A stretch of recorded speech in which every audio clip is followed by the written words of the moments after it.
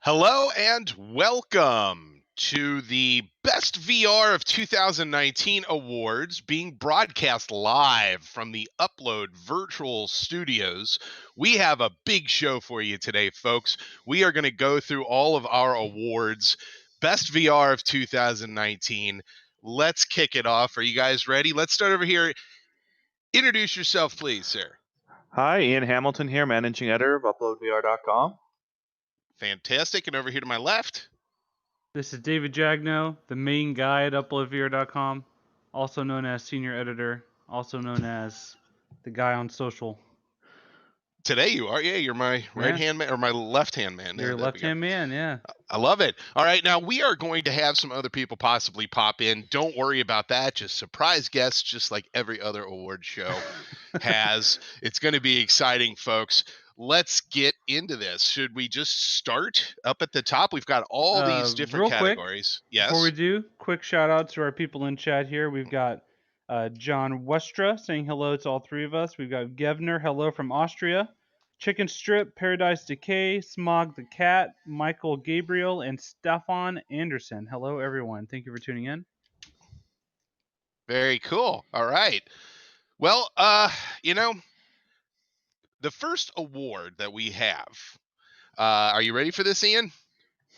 Are you ready? All right, let's do this. The best hardware. That's the first award. So, David, specifically best new hardware, right? Best That's kind of new what we're hardware. focused on, yeah. Right. I mean, we're not talking about like the wheel or the microwave or something like that. Just best VR. I mean, those hardware. had a good year, though. Let's be honest. Nobody's going to deny that. Do we know who our nominees are? Yes, our nominees for best hardware of the year are the Oculus Rift S, the Oculus Quest, and the Valve Index. There weren't a whole lot of new headsets this year. There's one notable one that is from a major manufacturer that we left off because I didn't think it was worth nominating. You might know what I'm talking about.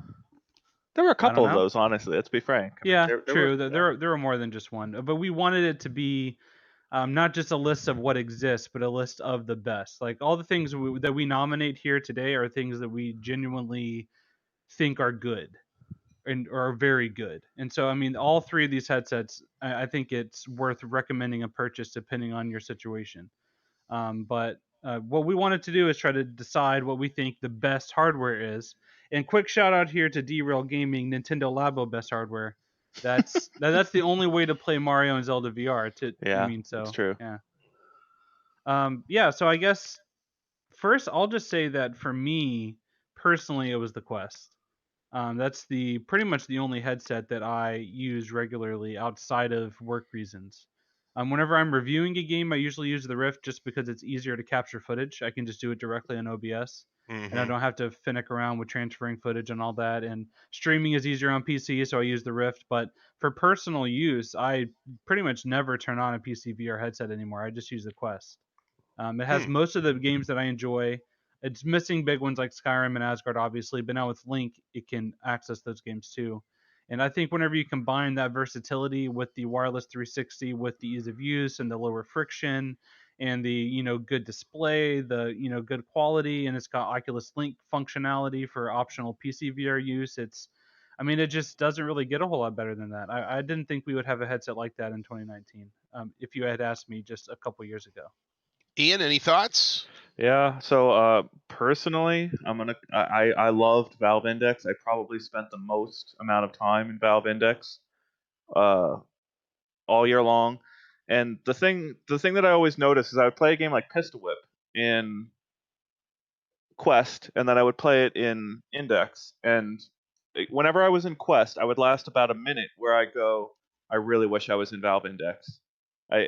That's how quick I would notice. Does that happen to you though in games that actually ask you to move? Because Pistol Whip is just squatting and dodging. There's no 360 movement at all. That's 360 movement. Yeah. So 360 movement is the key there. If I'm able to dodge, there's a lot of active movement in that game, but you're absolutely right. There's no 360 movement. Yeah. And yeah, I can't. It's hard to compare there, and I just think it's such a bummer. So I did a poll on Twitter last night. 400 votes. 2/3 of people said Quest. 1/3 of people said Index was the best hardware of 2019. I understand. I understand why people would prefer Quest, and it's such a important point in the VR market, right? To have a standalone with 6DoF, with the PC tether. It's an amazing moment. I prefer my time in Index that much more. That makes sense. I think I'm getting what you're saying. Yeah, Jamie has appeared, but we still cannot hear him. His lips are moving though, so your mic is working in some way. Your lip was not moving earlier, but it is now. I think But he's yes. just pantomiming. Little Marcel Marceau. Okay. Yeah, Well, we cannot hear you. do we have a Yeah. drum roll that we can play? I guess not. I'll just. But And the Actually, I can winner hear is that works. Oculus Quest. There you go. Yeah. Oculus All Quest. right. That is our Upload VR best hardware of the year. And this is one of the categories that we probably had the most discussion about just offline. I think Ian and I talked about it quite a lot over the weekend, and it's a tough thing. If you have the funds and you want to play PC VR content primarily, then obviously the pick is Index. For your use case. If you like the flexibility of having both, if you want to move around the room, if you want to share it often, if you want to use VR in multiple rooms and areas, then I think the Quest makes more sense. But if you're going to mostly be playing PC caliber VR content, then you should probably just save up for an Index. I would say. I think that's Or get a fair. Quest Yeah. first and then get an Index later. There are I think very few situations I would recommend a Rift S over a Quest. we put out a couple pieces with the new year, beginner's guide to VR, editorial looking at what 2019 looked at, and in those pieces we try to advise everyone. Everyone is different. Everyone has different face shapes, and you've got to test out these headsets for 30 minutes to an hour, really, before you buy them, and really get a sense of how they feel in your head. We have some funny comments. Hang on. James Lloyd said, "I like to fire up my Quest and just let the Odyssey sit there and be jealous." God. Jeez. Darshan from Big Screen says, "I'm shocked." Ballin does bring up a good point. Ballin says the Quest is very uncomfortable. A lot of people do find the Quest uncomfortable. Yeah. For me personally, I think I just have an abnormally large head, so it kind of fits my head well, and the weight distribution feels okay to me. And I have a VR cover, so it's even softer. So I don't know. The Quest is fine to me. I streamed in it for almost 5 hours around launch, and it didn't really bother me. But I do know that Nothing there are bothers ways you you. can mod it. So that's true. Yeah. That's true. Yeah. Okay, moving on to the next category. Now, this one, best PC VR game or experience. PSVR? PCVR. I'm sorry. PSVR, yeah. It's PSVR. No, We're doing PCVR is PSVR. later. We're doing Yeah. PSVR first. All right. So, best PSVR gamer experience. Yeah, we've got some good nominees in this one. Obviously, a lot of the games that were in our best overall nominees that we revealed a couple weeks ago, a lot of those are on PSVR. So games like A Fisherman's Tale, Ghost Giant, and Vacation Simulator are nominated. But we've also got Ace Combat 7 Skies Unknown VR missions. That game only has limited VR content, but the VR content it does have is quite good and very immersive and very fun. We've also nominated Blood and Truth and Ghost Giant, No Man's Sky, and Trover Saves the Universe. So we've got 7 total nominees for PSVR game or experience of the year. There's some really good ones there. Some big names there. Yeah, it was a good year. Ian, thoughts? I didn't use PSVR this year. No, Like not the whole year. All? It's been hanging from a wall and ready and waiting, and I hate that headset. Sorry. That's it. Wow. Yeah, this is interesting because I used to remember you would always say it was super comfortable, a great field of view. Yeah. I like turning around too much. Literally, I swear. Fair enough. Yeah, Fair enough. Yeah. I like turning around.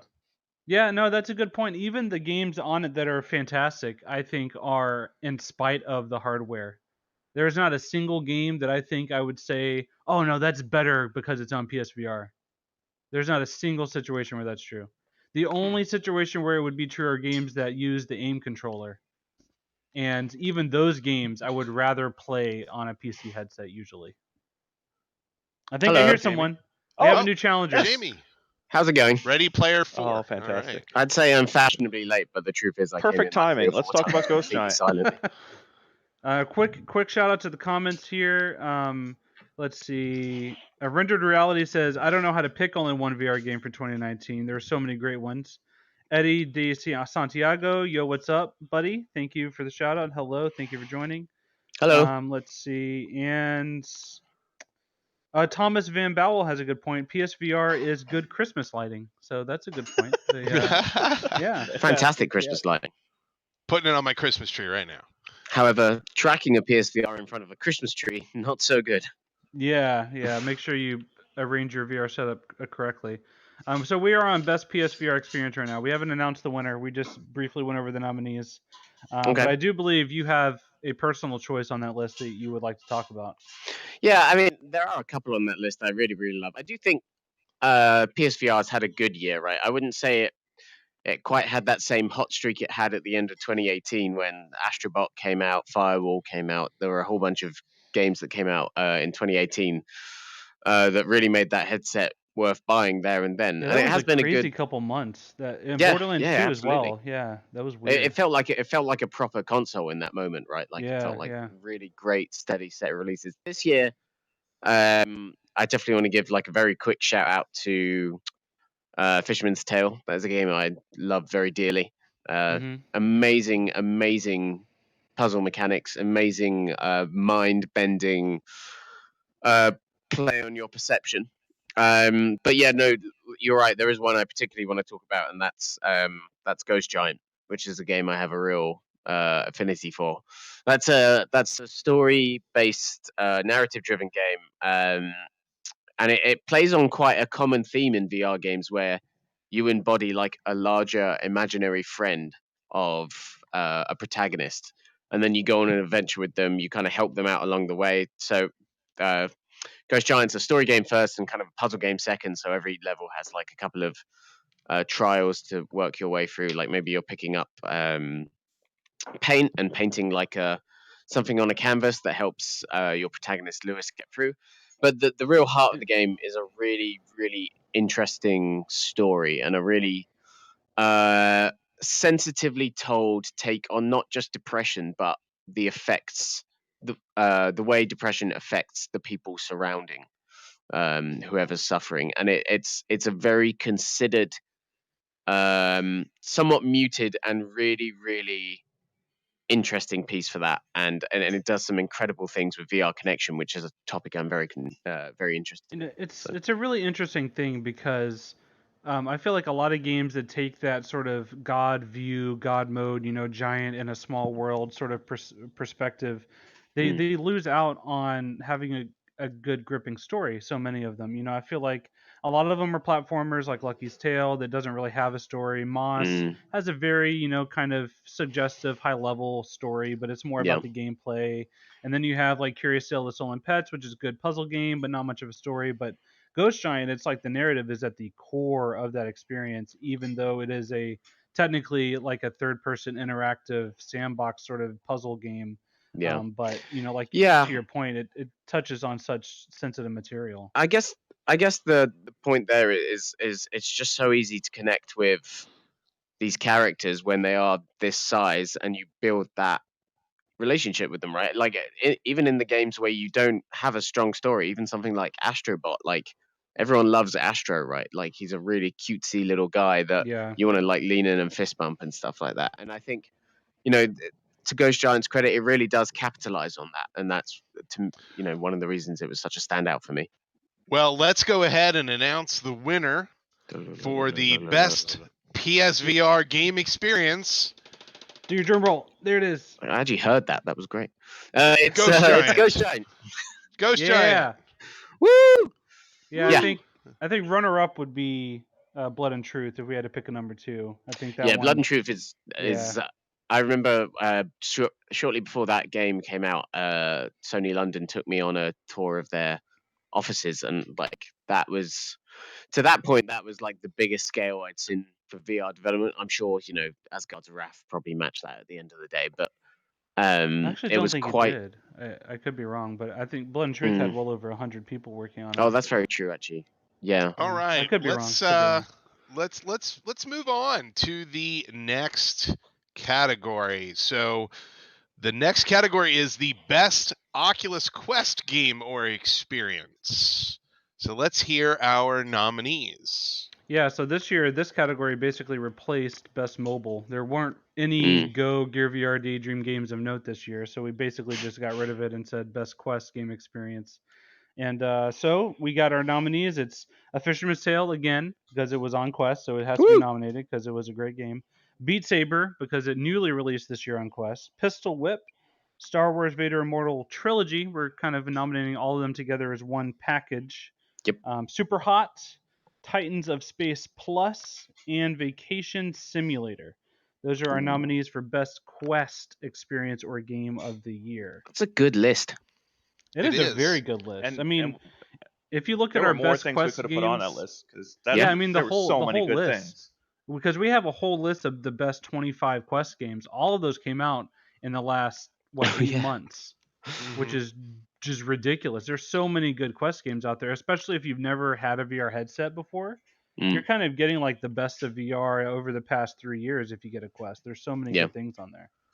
Yeah, for And sure. I mean, all of these games could easily win. So I mean, it was hard to pick a best one.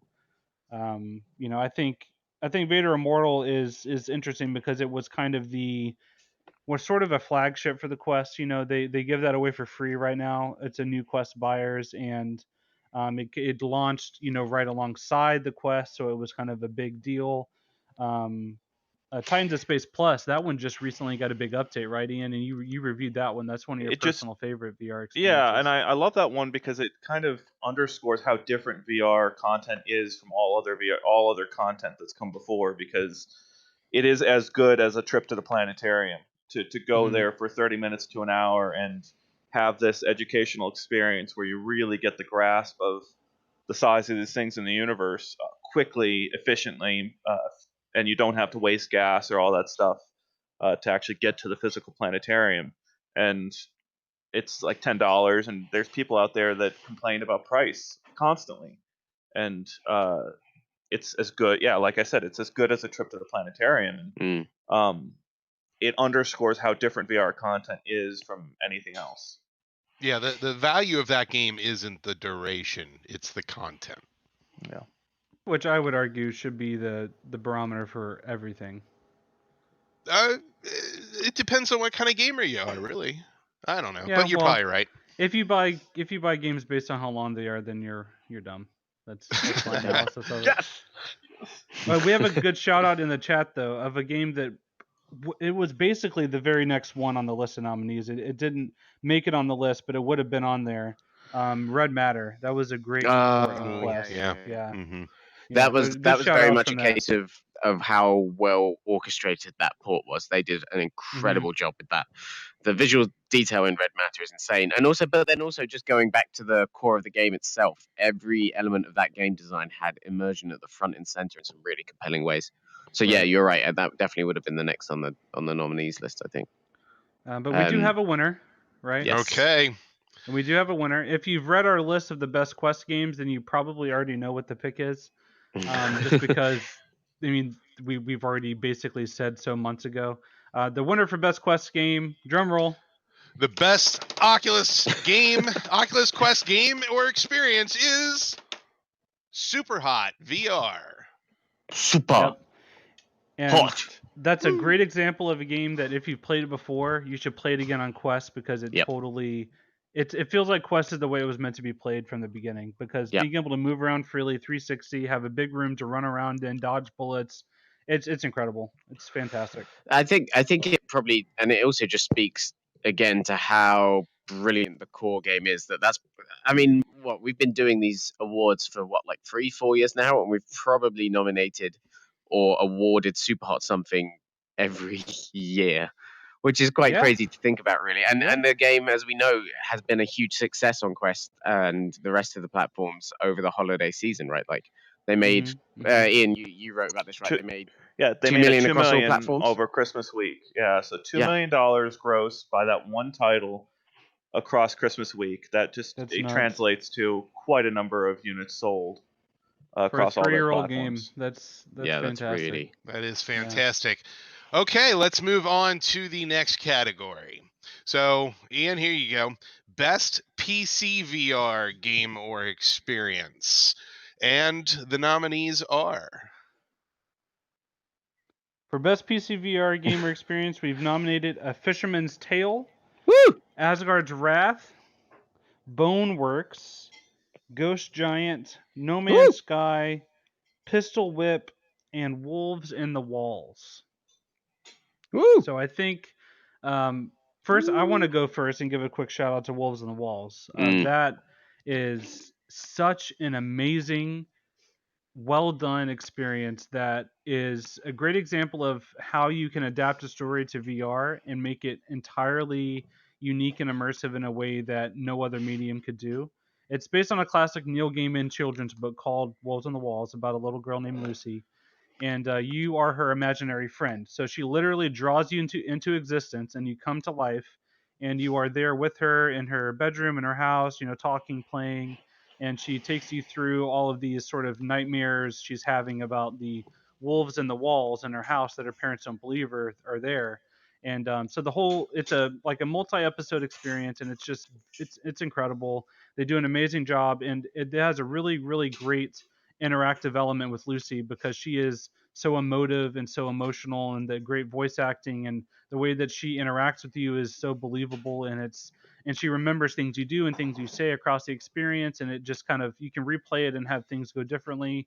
And they did such an amazing job. It's made by Fable Studio, the same people that used to be at Oculus Story Studio before that got shut down.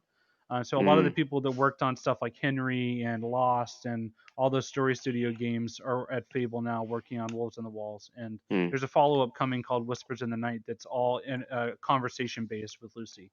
Yeah. So it's fantastic. That definitely feels like it will be like the foundation for bigger things to come, right? Wolves in the Walls, like I was saying again about Ghost Giant, like character interaction and connection is so important, and that's definitely one that makes strides in that particular area of VR. Yeah. So, Some other great ones on the list, obviously, Asgard's Wrath. That was the first 5 out of 5 we gave a game here at Upload VR, and it took me 25 hours to finish the main campaign, and that was only 30% of the content according to my save file, which is, I said people that buy games for length are dumb, and I do agree, but a game that has that much content that is that good every minute of those hundreds and hundreds of minutes, that's incredible. That was a game that didn't have filler. It was every second was a new piece of content I was experiencing, new battles, new characters, new abilities, new worlds. It was just, it's a remarkable achievement. I loved Asgard's Wrath so much. what about No Man's Sky? I know I put hundreds of hours in with No Man's Sky. I mean, it was. Yeah. I was really digging the VR experience. I'm actually kind of curious, Ian. Did you ever jump into No Man's Sky in VR? Oh yeah. So I had probably one of the best multiplayer moments of my life playing No Man's Sky, where I had my kid seated right next to me playing it on a flat screen, and I was playing it in VR, and we basically taught her how to take off from a planet together. We're both before we even are taking off from the planet. We're on a toxic planet with the air killing us, and I'm watching her.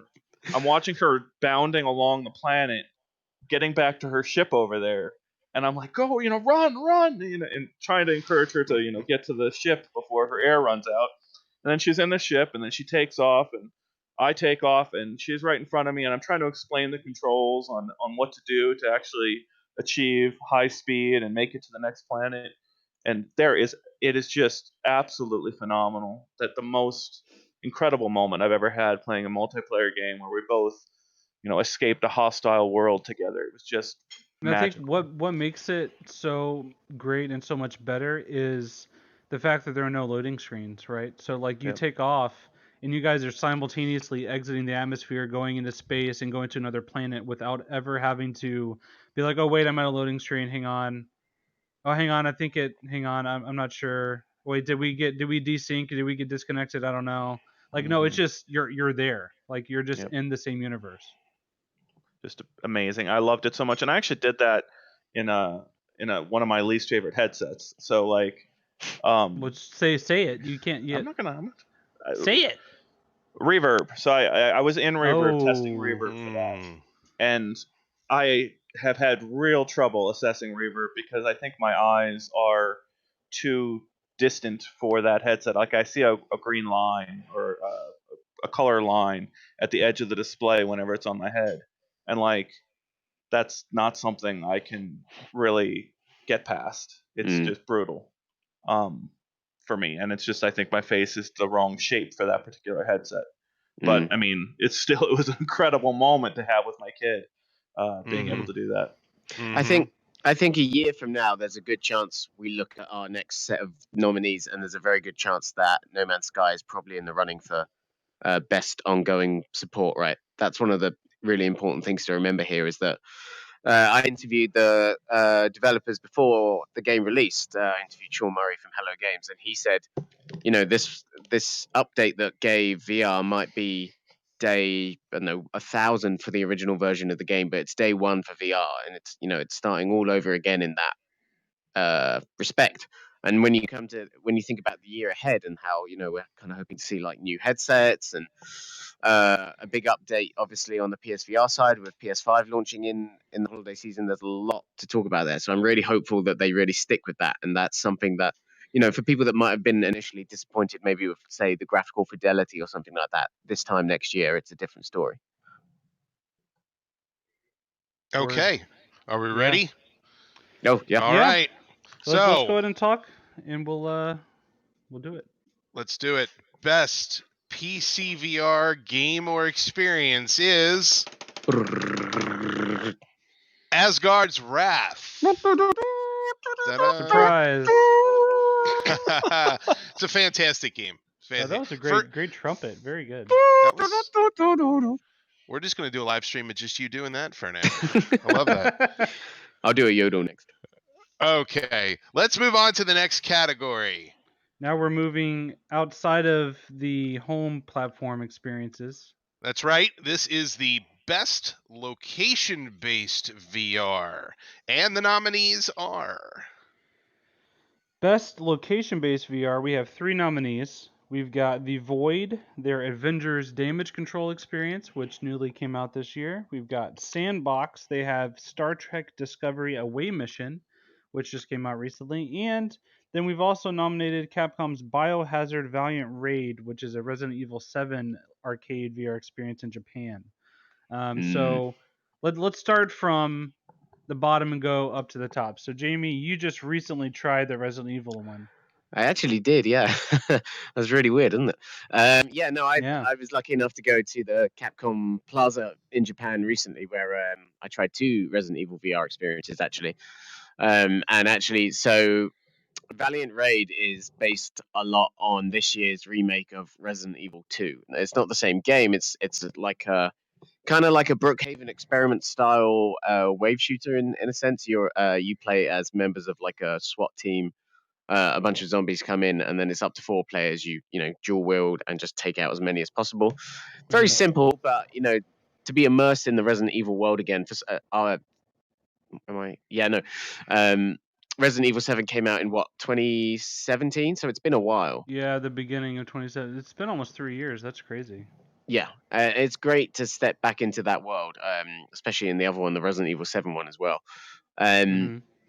And there's some great moments in it where like the tyrant from Resident Evil 2 storms in and he's towering over you, and that's quite intimidating.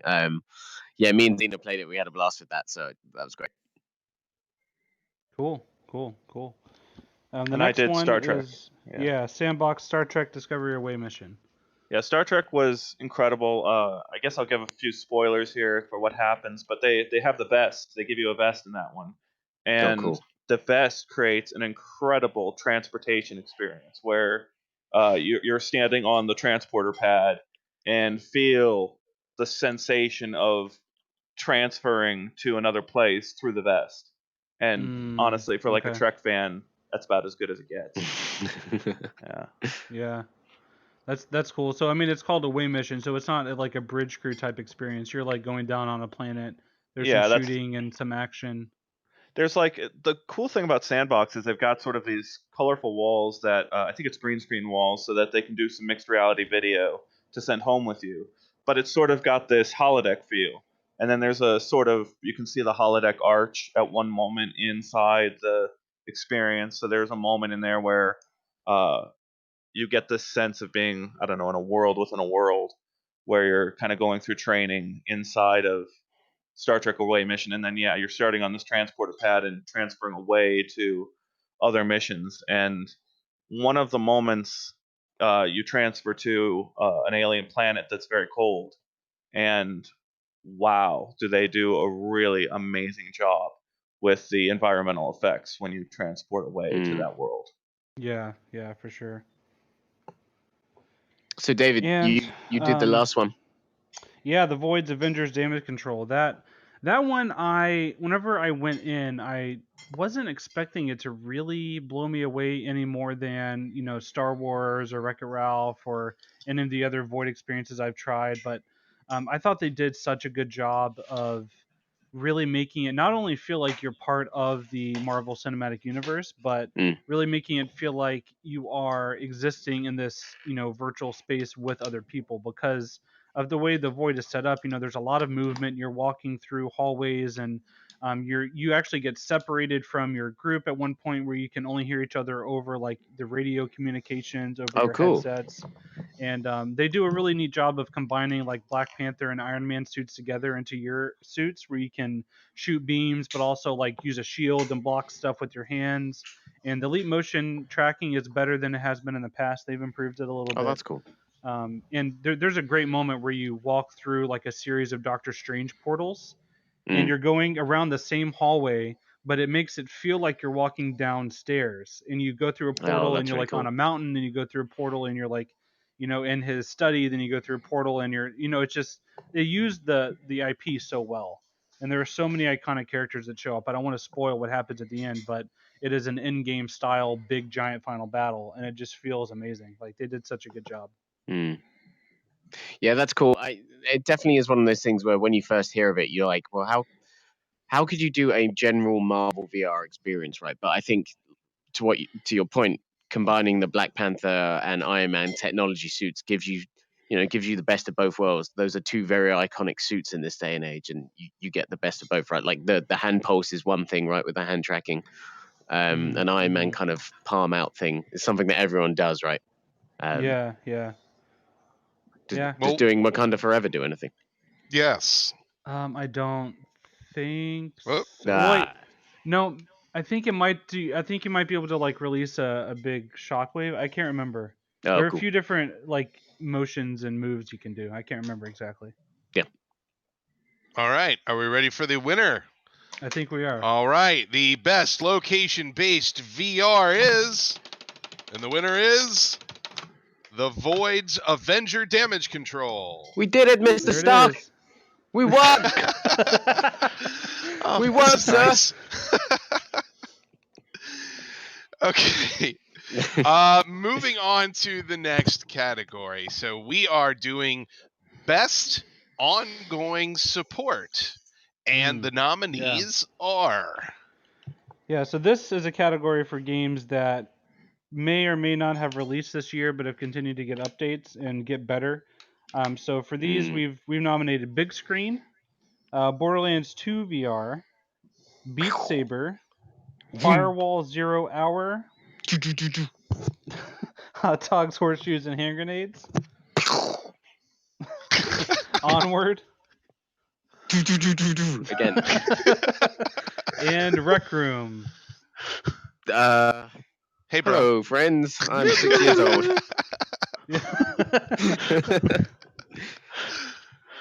So those are our nominees. There are so many that could have been listed here. This list would have gone on forever. Obviously VR chat is a great one. But for me, that one I left off because those additions and updates are more from the community, not the developers so much. That's a fair point. Because I'm kind of viewing this as a thing that's supported by the devs more. Yeah. Virtual Desktop is another good one. That one had a ton of updates. Although I do want to mention with VR chat, they added their visual scripting stuff, I think, right at the end of the year. and that might Okay, have a yeah, big true. impact this year in Yeah, 2020. yeah, and it did get ported to Quest. It was a very impressive port for sure. It's definitely going to be a contender for possibly next year. Oh yeah, I think Yeah. I would love to see it continue getting better. It's one of my favorite things to do in VR personally. I love VR chat. Mhm. But so some of the other ones on this list, Beat Saber continues to get new songs all the time. They got 360 tracks. I mean, they have done such a good job supporting that game. They finally Firewall Zero Hour as well. Oh, go ahead. there was, just with the Green Day edition last year as well. They Oh, finally yeah. kind of catered to a crowd that's been Mm, asking for a different right. type of music for a long, Yes, long thank time. you. Yeah, thank you Yeah. very much, Beat Saber people, and also Facebook money. Facebook. Are you thinking Facebook or are you thinking Beat Saber? I'm thanking Green Day. Probably. Thank you, Green Day, for selling out again. Ouch. I only said Green Day sold out. That's all. This isn't the Most Green Day Awards. overrated- It's fine. Overrated band of all time. Anyway, let's move on to Firewall Zero Hour. Shout out. That's a PSVR game that continues to get better. Every couple months they get new maps that are all free.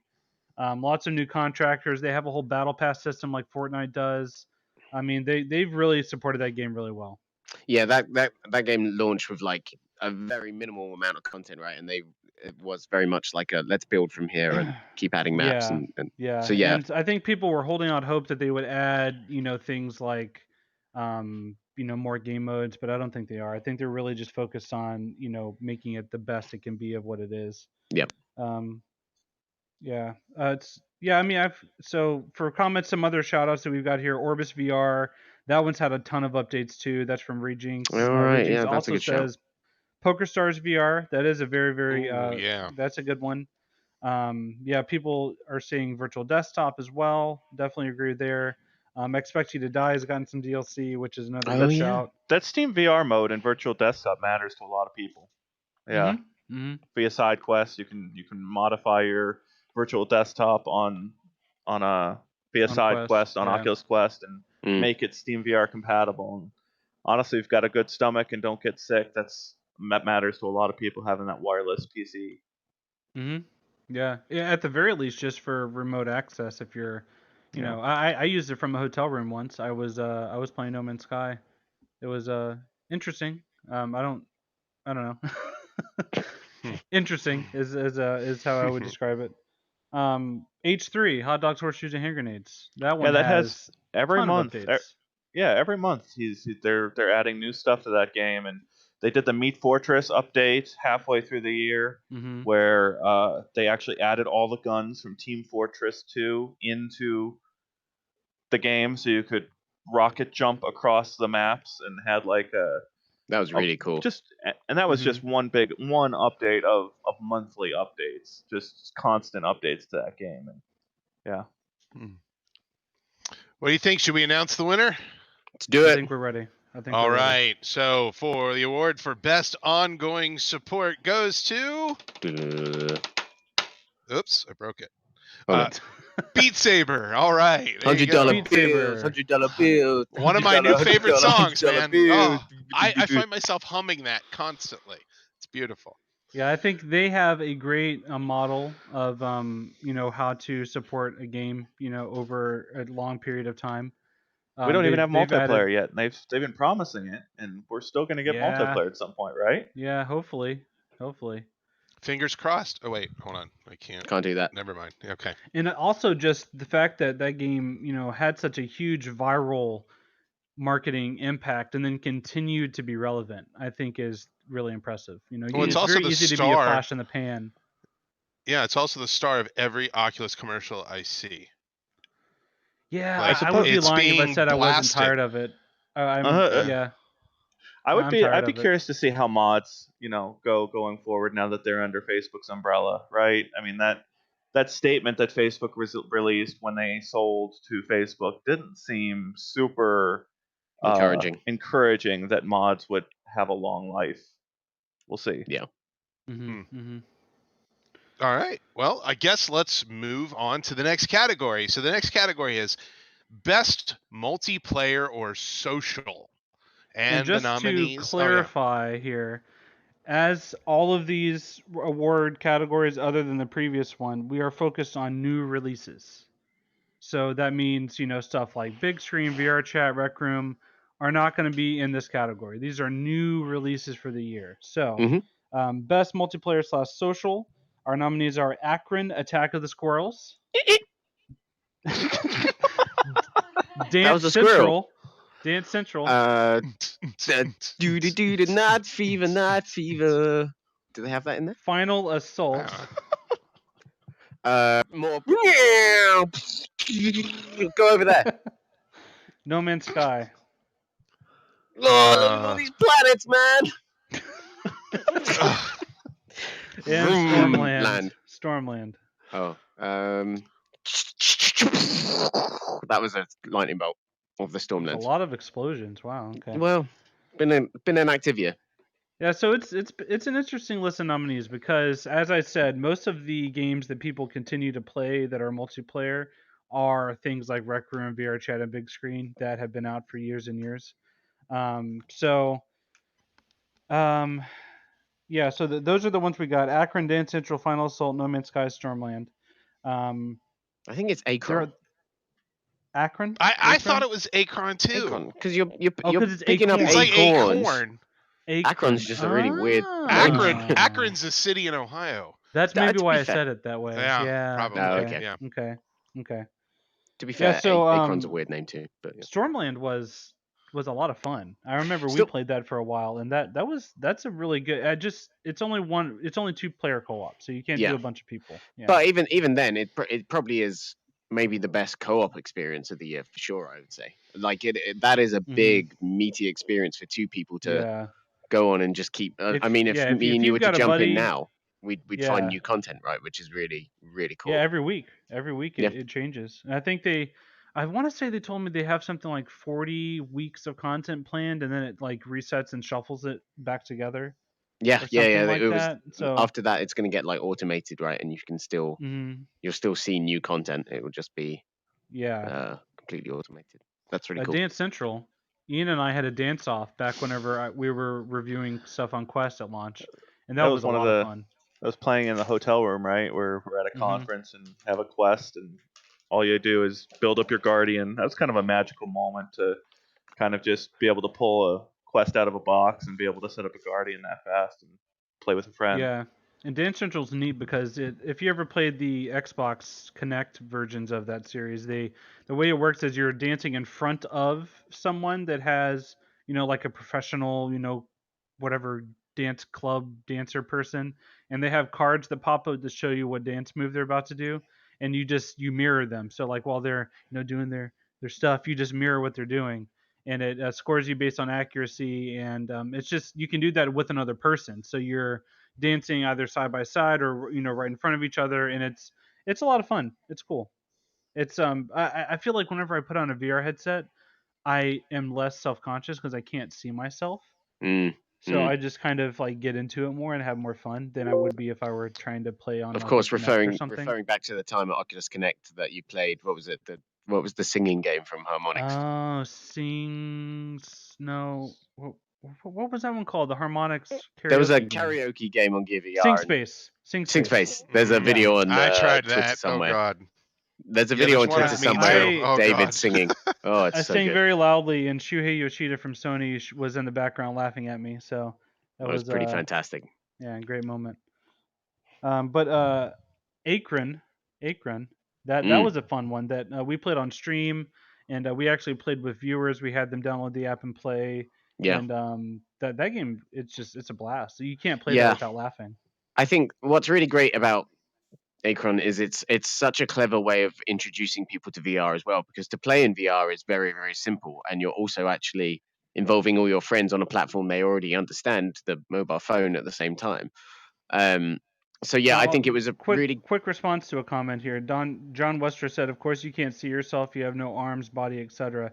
You have a full body in Dance Central." I was saying I can't see my real life body. I can't see my gut jiggling when I dance. Instead, it's my sleek, my sleek cell shaded avatar. Wait, hold on. Let me try that real quick. Nope. I can't see it. Okay. But yeah, so Akron, that The way it's like asynchronous, right? So one player is Yeah. the tree, you're throwing, nuts and stuff at squirrels that are trying to steal your acorns. Yeah, so it's meant to be like a local multiplayer kind of game, but as we kind of found out during that stream, you can actually kind of do it online. And that was a really, really fun session. And that we've just been through a holiday season where that would have been a great game to bust out and show the family, right? Like, Yeah, as long as you've got one Quest and a few cell phones, you can play a big party game. yeah, and also something that gets more updates. Resolution Games is very good at updating their content post launch. So True. Yep. All right, let's announce the award for best multiplayer or social. The award goes to Akron, Attack of the Squirrels. There it is. Woo. And thank you, Jay Ritchie, for the correction. I meant asymmetrical, not asynchronous. That is correct. Very good. Okay. All right. Let's move on to the next category. So the next category, this is going to be a tough one, I think. Best immersive moment. Oh. Best immersive moment. David? Yeah. What does that mean exactly? This is like that hard to describe, like just VR moment that you have in a VR game, like that moment where you're like, oh, that was cool, or so presence. Like, yeah, like a moment of presence, or just a moment of like something that could not have happened if it wasn't a VR game, or just like a very memorable thing that happened in VR this year. And we have a lot of really good nominees for this category that I think will speak to a lot of different people. And as always, these are for new games, right? So most immersive moments, we've got how many? 7 nominated here. We've got Asgard's Wrath, looking out at the vistas in that game because there are so many amazing landscapes you get to look out at. Boneworks, testing the physics. That game is all built around, manipulating physics and picking up things and, breaking the game and doing a lot of silly, weird stuff. No Man's Sky VR, taking off in your ship, like Ian was describing earlier with his daughter. That was an amazing immersive moment from this year. Getting in the zone is what we called it for Pistol Whip, where you're, really in the rhythm of dodging and shooting, and you just get in that rhythm of the song is you and you are the song, and you're John Wick and you're, VR, and it feels so good. Super actiony. Spider-Man Far From Home VR. Shout out to that. It's a free app, but it does web swinging pretty well, and it's really fun, especially on Index. Yep. I love that. I love that because it's like it only needs to do one thing, and it does it. And it does it. It pulls it off, right? Yeah. That's not expansive. That's not Spider-Man, the PS4 game. That's just one very specific thing. Yeah, and it feels really, really and like great. I said on Index, you can do the hand sign. Like you can physically do it to shoot the web, and it's so cool. Yeah, that is so cool. Stormland, meeting up with friends. We already talked about that. That game did a really good job of making you feel like you're there with someone. Yep. And Super Hot Quest, replaying that game again and getting to spin around and move around in 360 like never before is such a cool thing from that one. And we have some others here in the comments. Suzanne wanted to give a shout out to Vader Immortal. Yep. Paradise Decay's and most immersive moment for him was Stormlands, looking down at the body and being Johnny Five is alive. I understood that reference. I don't get it, but it's fine. Oh, come on. Short circuit, dude. Yeah. I've never seen it. Oh, come on. Well, take the headset off and go watch it right now. Yeah. Do not return to your post until you've seen it. Oh, here's a good shout out. I like this one. Stefan Anderson, the VR IK mod for Skyrim. That is a mod that adds full body presence, which is so crazy impressive for a mod to do because when Bethesda released Skyrim, it's just floating weapons. You don't even have hands. It's just floating weapons. So I mean that's incredible. I think the shout out to Vader Immortal there is really good. I wish I'd thought of that earlier actually. The moment where Darth Vader specifically walks towards you, I talked about that in my review for the first episode of Vader Immortal. It was such a powerful moment, and I think quite deliberately it kind of echoes the first time you see Vader in A New Hope, right, when he steps through the door into Rogue One, on the ship. Yeah, right. And there's an argument to be made of like getting lost in the environment and realizing you can just sit down or stand and look around for a little while and realize you're there. And Vader Immortal's exceptionally good with Mustafar. Yep. Being able to sort of just realize or feel like you're there for a while. Yeah. No Man's Sky, I love the being able to sit in your cockpit and look around the planet. Yeah, And there's for a sure. shout out from someone in the chat. I can't remember who said it at the beginning, but VTOL VR is a cockpit flight sim that uses, yeah. you know, like you have the full cockpit you can interact with using your controllers. So it's like it does a really good job. You know, it's funny you say that, Ian, about No Man's Sky, that you can just sit down. I've actually done that. I find a beautiful planet. I sit down. I'm like, oh, this is great. And then acid rain, and I have to go run to my ship. So that's very, very similar. Or you get Sitting in the chicken cockpit, dinosaur. though, sitting in the cockpit's nice because you can hear the rain hitting the glass. It's easy to wait for storm crystals to come around, too, in the cockpit. Very nice. I actually remember back when No Man's Sky first came out, that was right around the same time Oculus Dash added the ability to pin individual windows easily. Instead of having to do entire like Chrome browsers, you can just pull out and do a single window. And so I would put Netflix in my cockpit and I would just chill out and just watch it while sitting on like, you know, a cliff looking out and stuff. It was So you were nice. Netflix and chilling by yourself in a cockpit in No Man's Sky. Yes, Beautiful. I was. Yes, I love That's it. pretty cool. Hey, what do you think? Should we announce the winner here? Oh, comments. I just read comments. The Vader, yeah, We'll do some more. everyone's saying the Vader moments. Yeah. Okay. All right, well, here we go. The most immersive moment, and the award goes to Boneworks Testing the Physics. Yeah, I want to call out one specific level, that warehouse level. Jamie, how scared did you get in the warehouse level? Remind me what happens in the warehouse level. Lots of the whole game lots of set the inside a head warehouse, isn't it? It's like a warehouse within a warehouse, but yeah, there's like Oh, you go inside and then there's all these head crabs coming down. yes, yeah. The level design is such that you can't feel like you escape. You can't back out as much. Yeah. So you have to decide very quickly: am I going to fight all these head crabs, and how am I going to do it? And it's deep enough into the game that you really got a good grasp of how to grab your rifles, how to hit them with things. And so you've sort of that culmination of everything you've been learning for the past several hours. Exactly. Yeah. I was hanging from, I think it was either a crowbar or an axe. I had the axe hanging from like a wooden plank, and I've got one of the head crabs jumping at me from down below. And I'm trying to decide, do I hit him with my other hand while hanging, or do I pull out my gun and shoot him? It's just phenomenal. Absolutely phenomenal. Yeah, that's a really great demonstration of what that game is capable of, right? Because there's also like that environment is littered with boxes as well to kind of obscure where they're going to jump out from, and it does a really good job of evoking the kind of surprise and reactionary catch. And then they're essentially head crabs from Half-Life, right? So you can toy with them how you want, and that is a really, really incredible moment. Personally in that bit I had an axe, and I was learning to like swing it properly, and really having to teach myself that I had to treat these robots on the ground like they were tree trunks, basically, right? Like I was really having to put my weight behind it to get into them, not just any other VR game where I could go near them and do this a bit, and that would probably do it. A little waggle, yeah. And that really does, like Kyle just so wonderfully demonstrated. That really does. That's how I play all the games. Yeah, basically, ever since the Wii. We've got two really good comments here.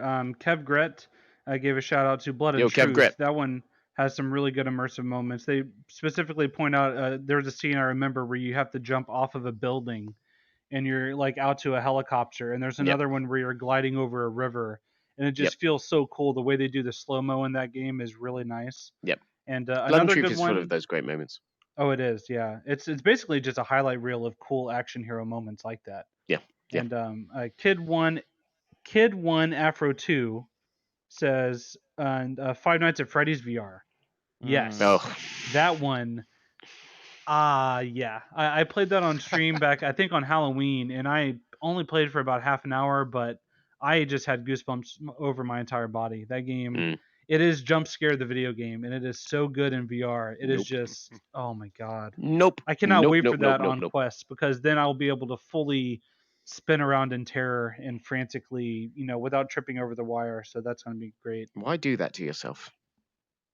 I love it. I Oh, need to rush. I heavens I above. need to feel alive. Well, that's not what I'd call it. Yeah. So most immersive moment, Boneworks. We already announced the winner on that one. But yeah, what's the next one? Okay. Let's see. The next category is best visuals.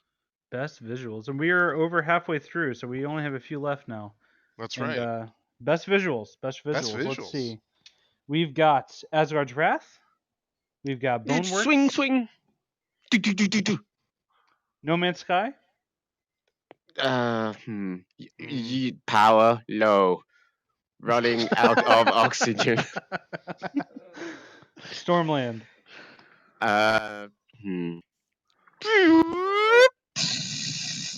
There it is. Until You Okay. Fall. I haven't played Until You Fall. Swing. And Westworld Awakening.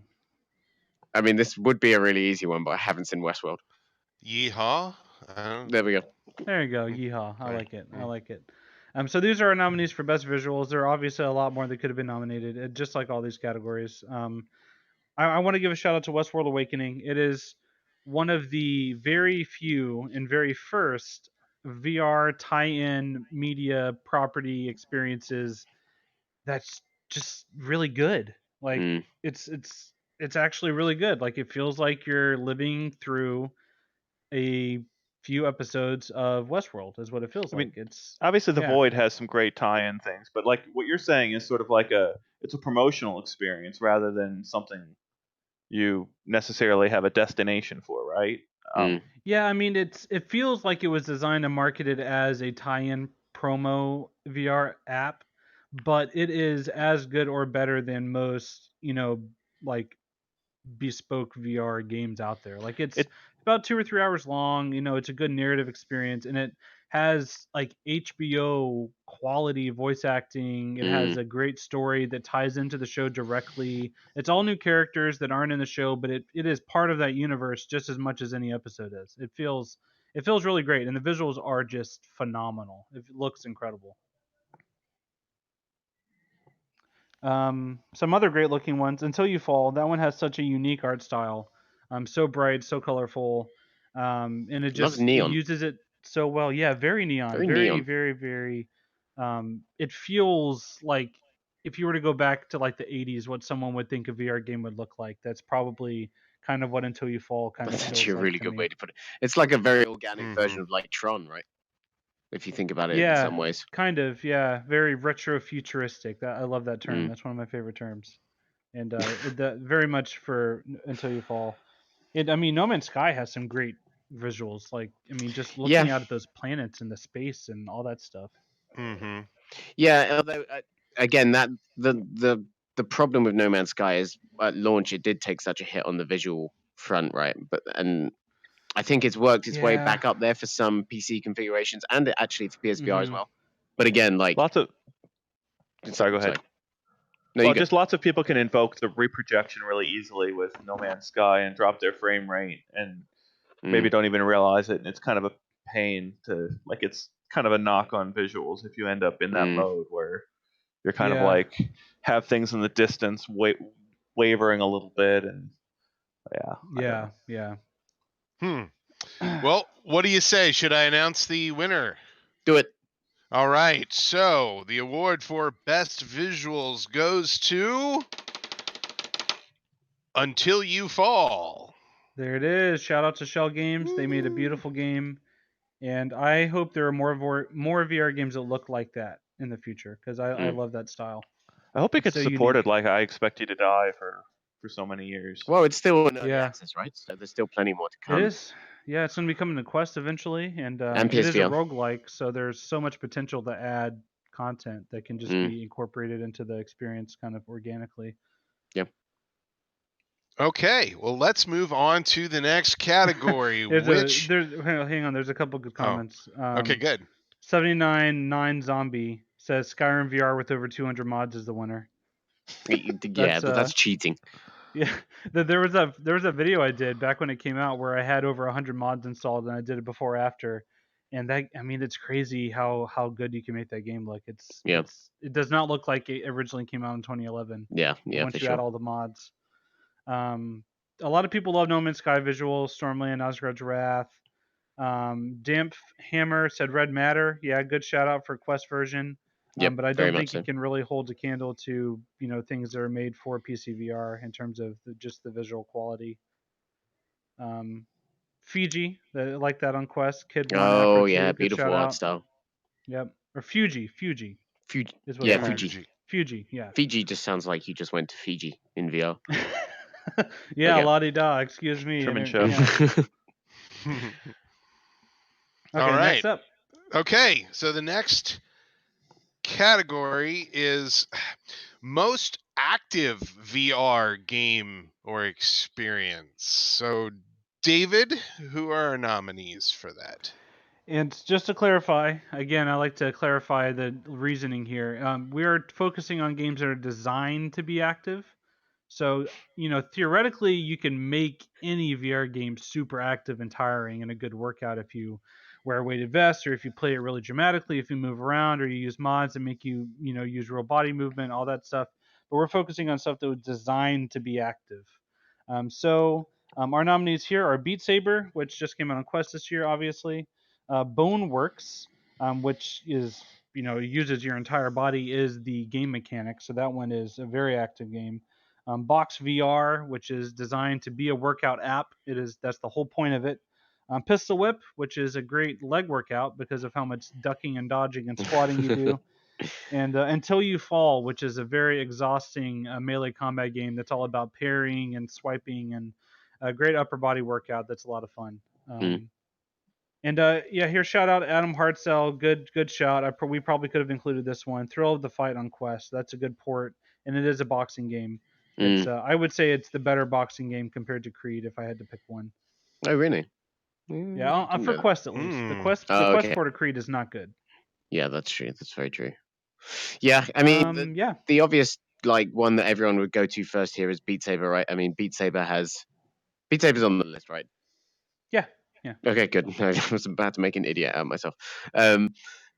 That is the one that people go to time and time again, and we hear so many stories about people having lost so much weight because they get so addicted to Beat Saber, right? Mm-hmm. Which is and then the losing weight is almost just like a side effect of just enjoying the game, which is a really wonderful side effect to have when you're playing a game. So yeah, I think Beat Saber is one of the all-time great fitness games for sure. Yeah, with VR is one of 360 those levels. platforms. Yeah. It's so great that they added 360 levels, which just Yes. adds such another dimension. It's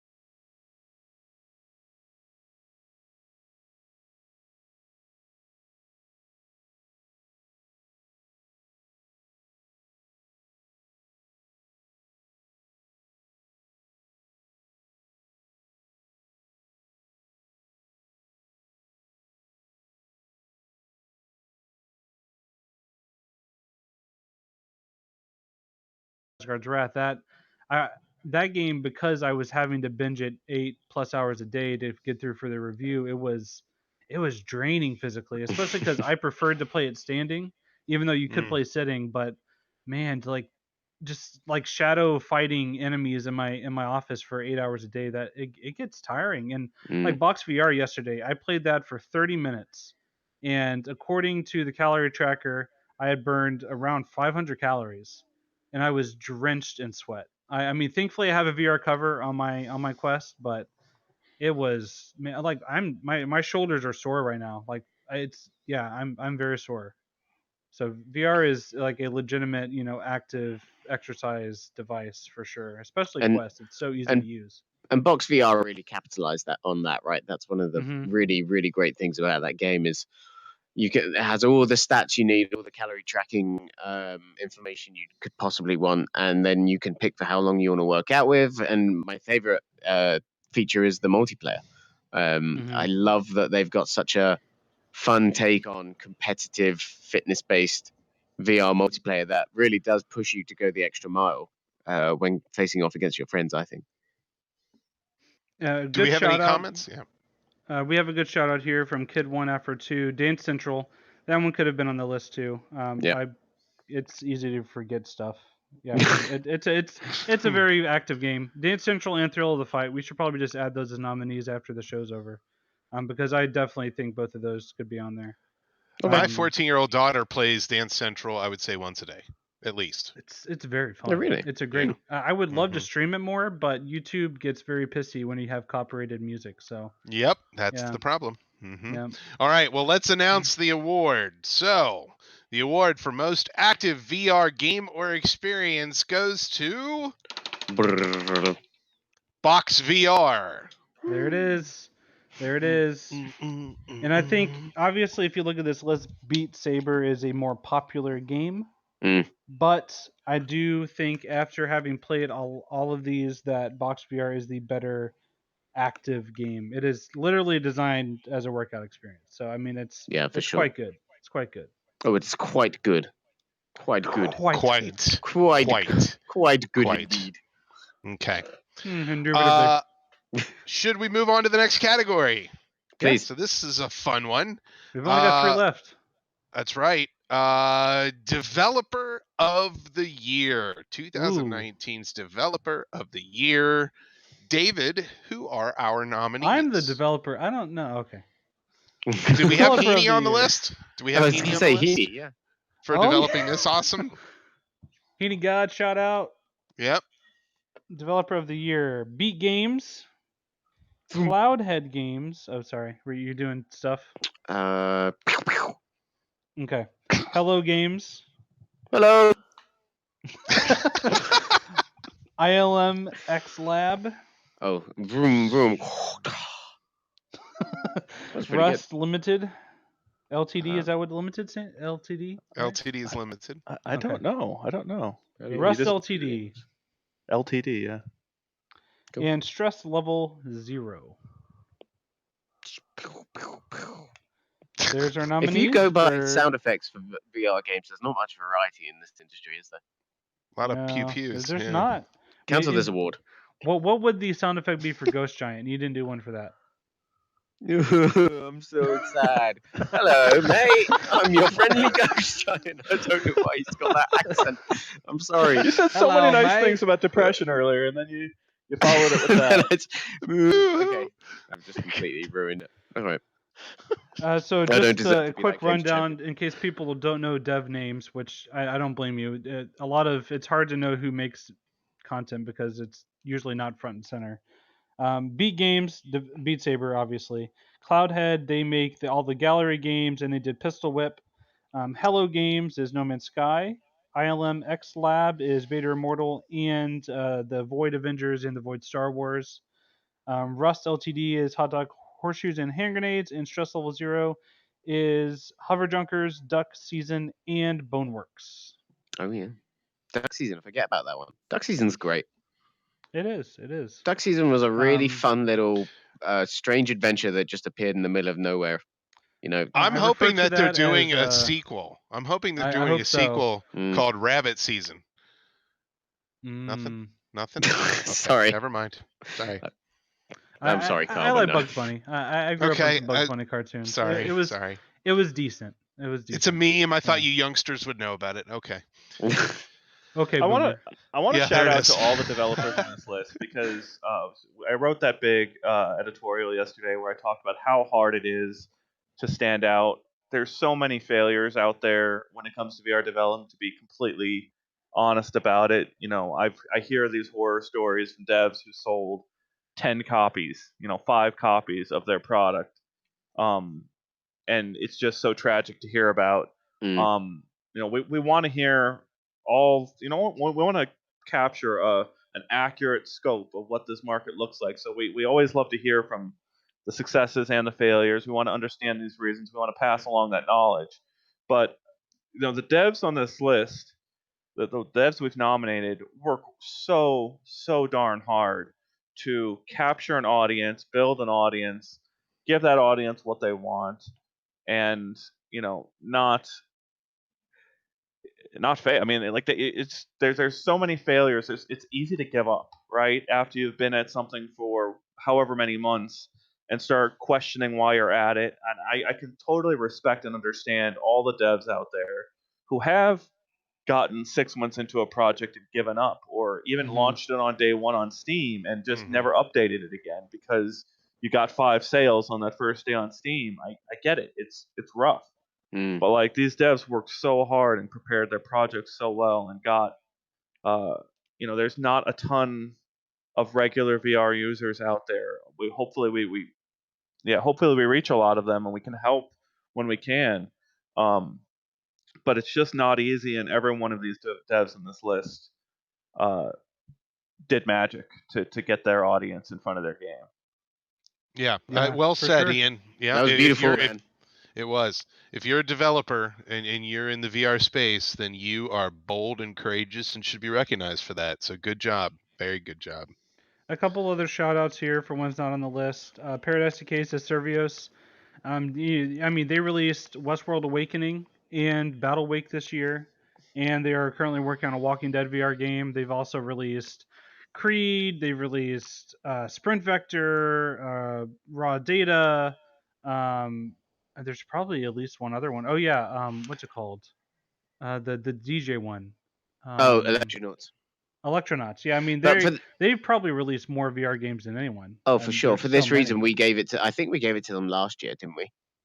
We Yeah, gave them. and Battle Week was average, and then Westworld was quite good. But I think we wanted to focus on games that are developers of impressive games that really came out this year, and Yeah.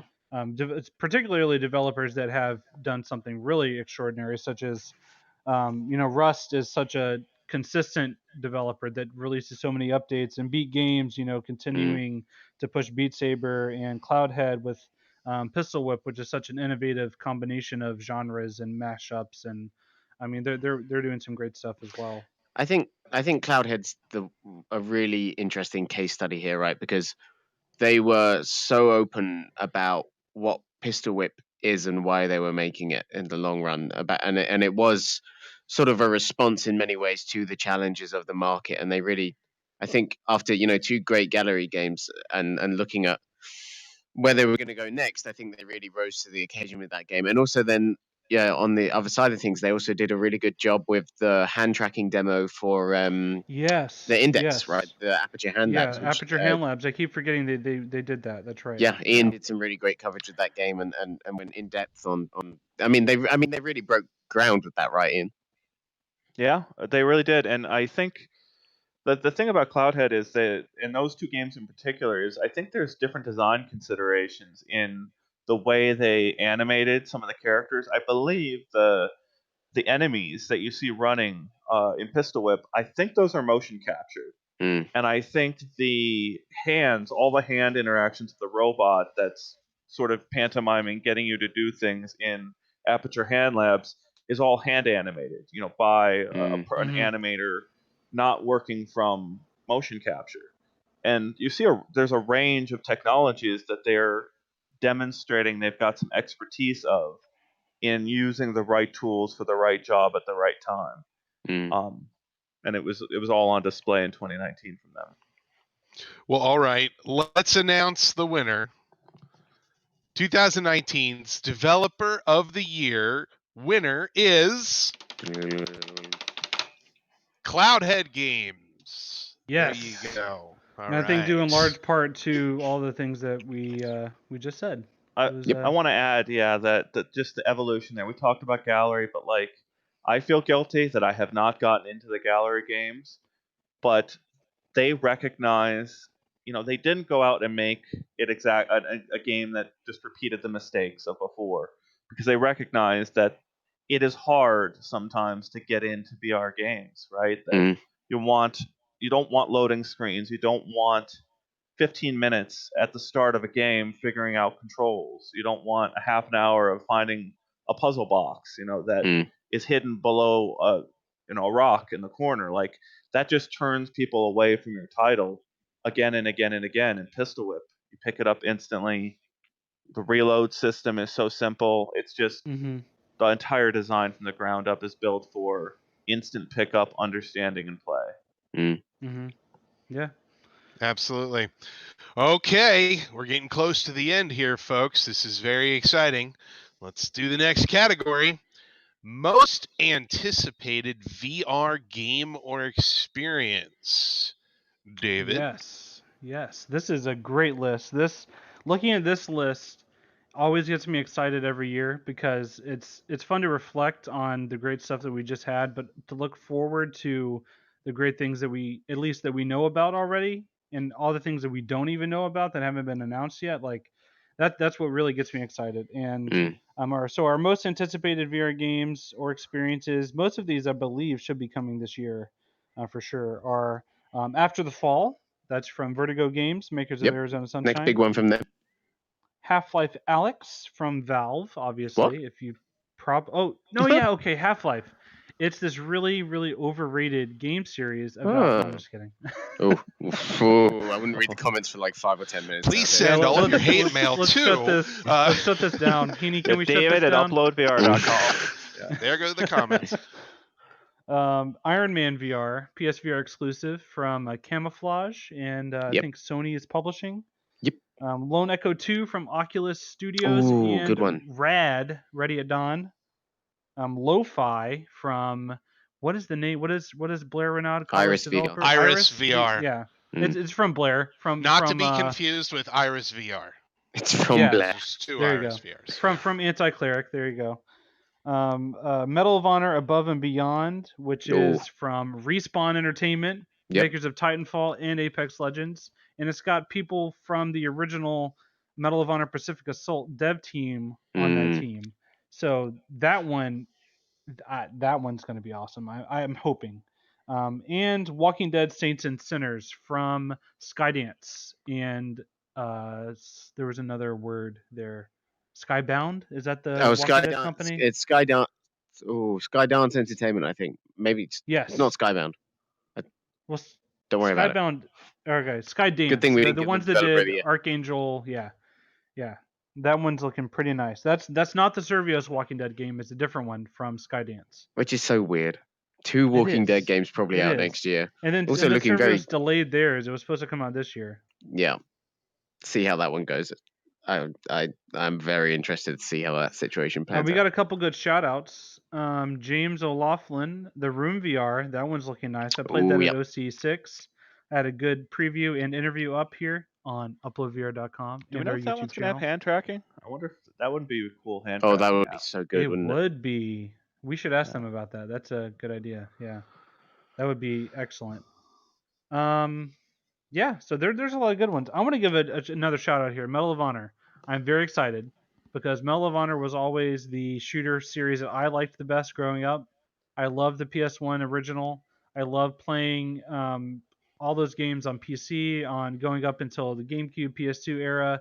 There was even a great one on the Wii that a lot of people forget about. It was like one of the only Oh yeah. shooters online that you could play on Wii that had like a pump action shotgun with the Wiimotes that was so fun. Yeah. They did a great job with that one. There was like you yes. used the Wii Zapper as well, didn't you? Yeah, and so that franchise has been dead for like 7 years. So I'm really looking Mm. forward to that because we don't know anything about multiplayer yet other than it exists. All we know is the campaign, which is supposed to be something like 10 to 15 hours long. Mm. And it's supposed to have a lot of missions, a good overarching narrative about the war. You do get to go to Normandy. You're going to be on the beach on D-Day in VR, which is crazy. I'm really looking forward to that game. I'm very excited. It's Respawn, so I have high hopes. I want to give a shout out to Iron Man VR. I'm really looking forward to Iron Man VR. I think the thing that's very important there is, yes, of course, being Iron Man in VR is something that we've all wanted to do. You know, since we all first put on a headset, it makes a ton of sense. Again, like in the Avengers experience we were talking about earlier, like the kind of reaching out and doing a hand blast, all of that's very iconic stuff. But the important thing for me in that game is Camouflage have proven themselves to be pretty good storytellers, right? And they are promising here, again, like a full-length game with a good story that doesn't go just into Iron Man, but also Tony Stark. And I Have think we there's... ever had a good Iron Man game that wasn't a side-scroller beat 'em up? Like Avengers No. game? I don't think we have. I mean, you could, if you count like, you know, like Ultimate Alliance games, that's kind of there, but Yeah, that's Not true. not really. Aside from that, the movie tie-ins were woeful on PS3, so Oh yeah, not so much so. I remember those. Yeah. Oh, they weren't good. But anyway, yeah. Hmm. I'm really looking forward to that. Also, Lone Echo 2. Big fan of Lone Echo 1. I think that was a real landmark release for VR. One of the first truly polished, high-end cinematic gaming experiences for VR. I think we'd all agree, and I think Lone Echo 2. If it just needs to come in and top that in some ways that I think it could do quite easily. I think we'll be talking about I that one think for Game of the Year next year. a real easy formula would be to just take the base and expand on the gameplay at least, because Yeah, the for sure. gameplay was kind of a little tedious at times in the original. So Yeah. just giving you more flexibility, more options would be a big boost. And we have a Yeah. good shout out here from Derail Gaming, Phantom Covert Ops. I know that's one Ian was a big Oh fan of. yes. Yeah, that was really cool. It's such a different mechanic, and That's a stealth VR game, but you're in a kayak the entire time, yeah, which sounds so weird and silly, but it you get actually used works to really it and well. get really into it. Yeah, There's the not, like the yeah, kayak movement with Yeah, the that's definitely one oars. of those ones you want to sit in the middle of a room, get some headphones on, and just get Uh-huh. 100% immersed, because there's unlike in most VR games, there's very little in the way of actually convincing yourself you're there, which I'm really Well, excited I've got an actual kayak sitting behind me in this room, so I'm looking forward to playing it in that. Yeah, I want to go ahead that and is a shout good it. idea. It is, isn't it? I could stream that game from our kayak. That is You an excellent totally idea. should set the Why do you camera all up own correctly. kayaks? Well, we We live have near lakes water. nearby. Yeah. oh my Yeah. god. Okay, I've just never heard Duh. you using the kayaks. Okay. I've used it Okay. before. Dude, don't judge me. Once, twice. We're active I've sometimes. used it twice. Yes, thank Yeah. you. Okay. Well, It is I a want Like to. a bright blue kayak. like my PSVR.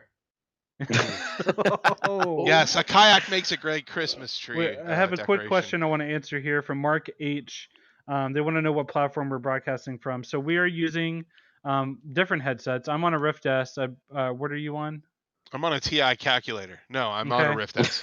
And I'm on Ian. Rift S today. Yeah. Oh, okay. Everyone's on a Rift S, but we've done it from different headsets before, and we are in our Upload VR virtual studio, which was created in Unity by David Heaney at UploadVR.com. Who did not win an award this year. He didn't win. Yeah, an he's our No, studio not manager. developer, He's yeah. out there. He sometimes speaks in our ears to tell us to read comments, or if the stream is going funny, he'll put it on. Yeah. We'll be back soon type notification, Mm-hmm. and we're also using Oculus avatars, of course. So that's Yes. what the magic of this social connection is our eyes being able to look at each other when we're talking to each other, and being able to customize our look. Yeah. Yep. So I just want to say I've been following Blair Renault on Twitter, and the scenes and the footage and the pictures that he's been posting about Lo-Fi, his new cyberpunk style game. Very It excited. looks really interesting. I'm excited to Yeah. play that. Yeah. Visually, it's fantastic. I remember I played an early alpha build back before the Kickstarter even went live, and Mhm. it's just he's done a very good job in terms of nailing that atmosphere. It Yeah. feels like you are inside of a Blade Runner esque world, and I Yeah, think he definitely he's captured it. appreciates that Yeah, genre. Yeah, he gets it. Yeah, absolutely. yeah. A lot of hype for that Well, one. absolutely. So let's announce the winner. Here we go. The most anticipated VR game or experience. And the award goes to Half-Life Alex. Woo, Yeah, surprising. we didn't talk about it at all. I think everyone is pretty aware. It's the most We recent did a whole Half-Life episode game. on it. We Yeah. did. So you can look back at that if you want to know more about it. But The- I I think it's want to obvious. mention Medal of Honor is maybe the only one that could come close, and I think it's worth bringing up this thing that I think happened in the VR market, where if you've got a title that's of Medal of Honor or Half-Life sort of genre defining game, Yeah, brand recognition. Yeah. it seems like the market is small enough for VR that you could sell out headsets just by promising a title of that magnitude. I Mhm. really do think Alex and Medal of Honor, but Alex in particular, had a huge effect on the back orders we saw. Yeah, going because into I Christmas think season. for Medal of Honor, that's an Oculus exclusive, right? So it only works on Oculus Home. You can use, I'm assuming Revive will work like it does for Asgard's Wrath and other games. But it is, requires Oculus Home to play. But But- Half-Life Alyx is Steam, so any Steam VR headset will be able to play it. But so like imagine just complete conjecture, but like let's imagine that Valve announces Left 4 Dead next year VR, and then Portal VR the following year. I could see the market being small enough that Index is sold out for like the next 2.5 years. It just keeps Just going and to going. supply the people getting No. those, getting It's those not going to be systems. sold out for 2 years. You're No, I mean crazy. they could ramp up their production, but why? If the curve is going up slowly enough, they could just. I guess we'll just see No. how it goes, like leading up to March, right? Like, we're going to see if by February time it does come back into stock, or indeed. I mean, that's the big. I hadn't thought about that actually. I mean, there's only 1 month left for Index to get pushed back to before you can't get an Index before Alex comes out. That's crazy. And they could always push back Alex too, of course, and that's sort of what a please lot don't. of fans out there are expecting. I mean, come on. It's going to get delayed. No, it's not going to get It's delayed. Valve time. It's going to get delayed. Jeff We'll Keighley see. already played all of it. All of it. That doesn't matter. Okay. Doesn't Do matter. we have any good comments before we move on to the last category? Yeah, there's a good one here from Kid 1 After 2 about Assassin's Creed VR.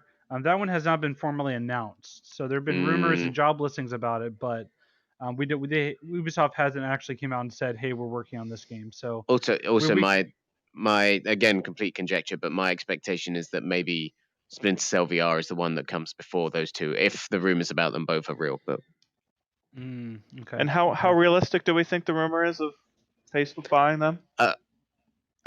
Not buying. There's no rumor that Facebook's going to buy Buying. Ubisoft. That would be crazy. But the rumor is they might have made a deal, just a normal publishing deal, which Ubisoft makes with other companies all the time, basically. So that's very likely, I would say. I think, I personally, and again, just complete speculation. I believe that. I think some of the wording around Ubisoft executives recently suggests that's real, but it's all just speculation on my part. Word. I want Eagle Flight and Bridge Crew both accessible via Horizon. That would be pretty awesome. That could That'd be fix fun. those games, because those games died because they the limited Came out number in of multiplayer 2016. people. Yeah.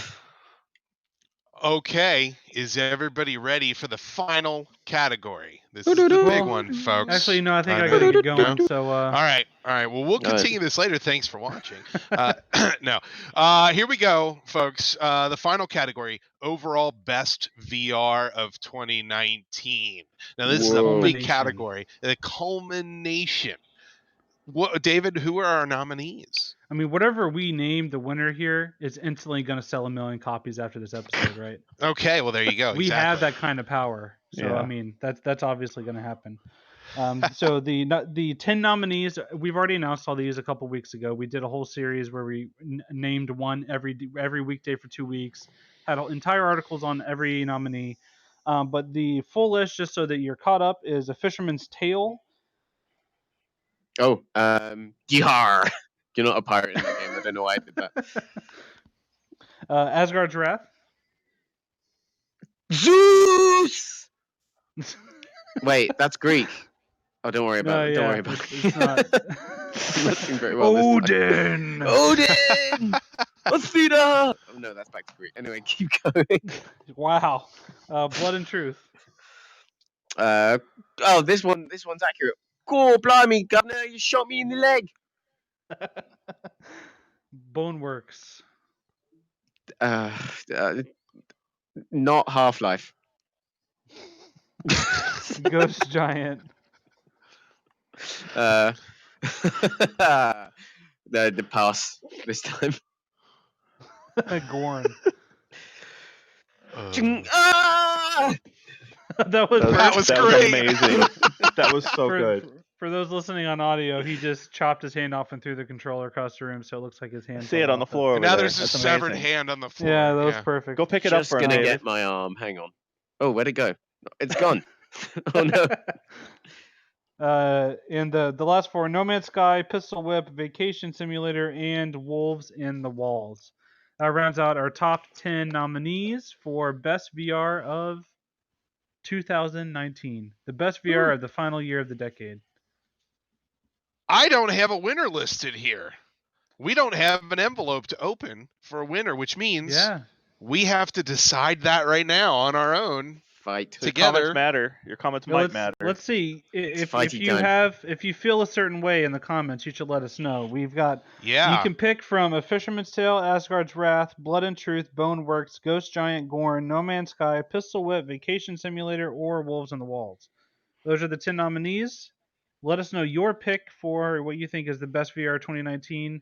We are currently undecided. We don't have a winner. So the first vote goes to Boneworks. We've got 2 for Boneworks. Okay. We've got 1 for Pistol Whip, 1 for Asgard's Wrath, 1 for Pistol Boneworks. Pistol Whip, come on, people. Kev Gretz, I can't tell if that's sarcasm. He said no Golem. Golem. I don't know if that's sarcasm. Sorry. No, Golem was very purposefully not nominated, and I'm very sorry to whoever wrote that. Not to make an enemy or anything, but no. No. Well, I personally, if I had to base it on how much time I've spent in each game, it would be No Man's Sky for me. I mean, that's just what I liked. Okay. You're that guy that based it based on amount of time spent. You're that person. I'm dumb, apparently. Like, according to you. I spent Yes. $59.99 and I spent 300 hours. No. Therefore, I got this much. Hey, I bought No Man's Sky. I pre-ordered it. I was one of those guys. I was always behind No Man's Sky. I was always in their court. Oh, so you're a shill. That's what I'm you are. I'm looking for my check there. Hello Games. I think No Man's Sky would be a very worthy pick, though. To be fair, I think for me the reason I wouldn't go with No Man's Sky, and I do love it, is one of the things I sort of forgot about in the excitement of getting to the main game was even when you get into VR, No Man's Sky is not an easy game. No Man's Sky is a game that is even if you've spent years in VR. The UI is bad. Yeah, it's just bad. Yeah. It's complicated. It's just very complicated. It's complicated, but it's It is poking you the entire time, saying, "Hey, you're currently forgetting this. You're currently forgetting this. You need to go and do that." And when you're in the mood for that kind of thing, then No Man's Sky is one of the best survival games out there for sure, and absolutely worthy of a nomination. I think for a lot of people, there was this, everyone got so excited about the prospect of exploring this massive galaxy. We all kind of forgot about the legwork, and the legwork is fantastic if you're up for it. And I definitely think it's worth the nomination. But for me, the legwork was kind of why I wouldn't give it the award. Well, Kev and Brett, I had one, says here, I want to love No Man's Sky, but I don't have hours a night to farm rocks. There you go. Oh, I guess you don't play Minecraft either then. I think that the reason why, and I had this conversation with somebody yesterday, the reason why No Man's Sky can't win this award is because it wasn't a VR game first. And it kind of that's feels... its power too. That's its power too, because you can cross-play with people outside, and it's so great in VR too. Yes. Okay. All of the Pancake players beta tested it for us so that we could experience it in VR. Yeah. You're welcome.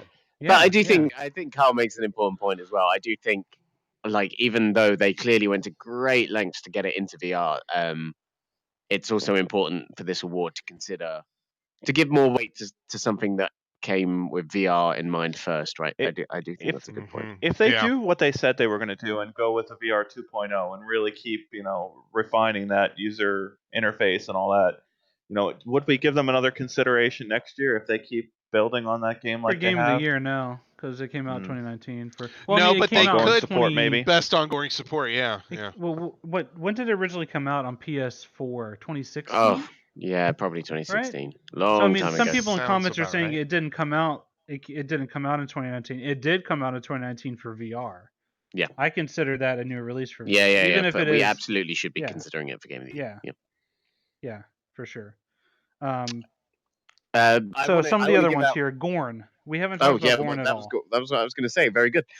Gorn is just so good, man. Gorn is basically Boneworks before Boneworks. It is a ridiculous physics sandbox gladiator. I think you simulator. might be over promising a little bit with that description. No, well, I mean, it's a very simplified arena take on it, without items and traversal, but in terms of the raw melee Yes. combat, they're Yeah. pretty similar. To Yeah. be So clear, that yeah, one's thank you for under correcting me. That's consideration. fair to say. That Sorry? one's considered because it left early access in 2019, right? So it's Yeah, been exactly. refined enough. And that is one of the best examples of a developer really using their time in early access to completely refine the game, not only adding new content, but really, really honing in on what made it great, to the point where the final product came out with a campaign that, even though it was just one of those things where it was a campaign, a wave shooter sort of thing disguised as a campaign, it was just so much fun to play the entire time that, I really love Gorn. We've got a question here from Max Fernandez. Speaking of arena combat games, they're asking about Blade and Sorcery. That game's still in early access. Maybe Yeah. we should add a category for the future for, most promising early access game. Maybe that's a good idea for a Yeah, category. possibly. But yeah, we're only considering fully released games that have reached 1.0 and are not early access for any of the categories. Because we don't think it's fair to judge games before they're actually finished. I would also like to give a shout out to, again, probably my second favorite game of the year, which is Fisherman's Tale again. And Fisherman's Okay. Tale for me, represents a very good rounded package of what I want from VR, and that is amazing spaces to explore, amazing visuals to get lost in, incredible immersion to get lost in, a thoughtful story that has put VR front and center, and then interactions again that are very, very compelling to do, and you couldn't do on a flat screen, which So there's one on the list that we haven't spoke about at all yet. It's been nominated for several categories, and that's Vacation Simulator. Do you want to talk about that one, Ian? Yeah, it's an interesting one, and I think I'll probably morph this into a discussion of Pistol Whip because it's God. Of That's course you surprising. will. yeah, I will. But like, real quick, how long is Fisherman's Tale? Chaos X89 is asking. like 2 hours. So by Carl's math, not very good. Okay. Okay. so if you look at Boneworks and you look at Vacation Simulator, you've got like two opposite ends of the spectrum when it comes to comfort, right?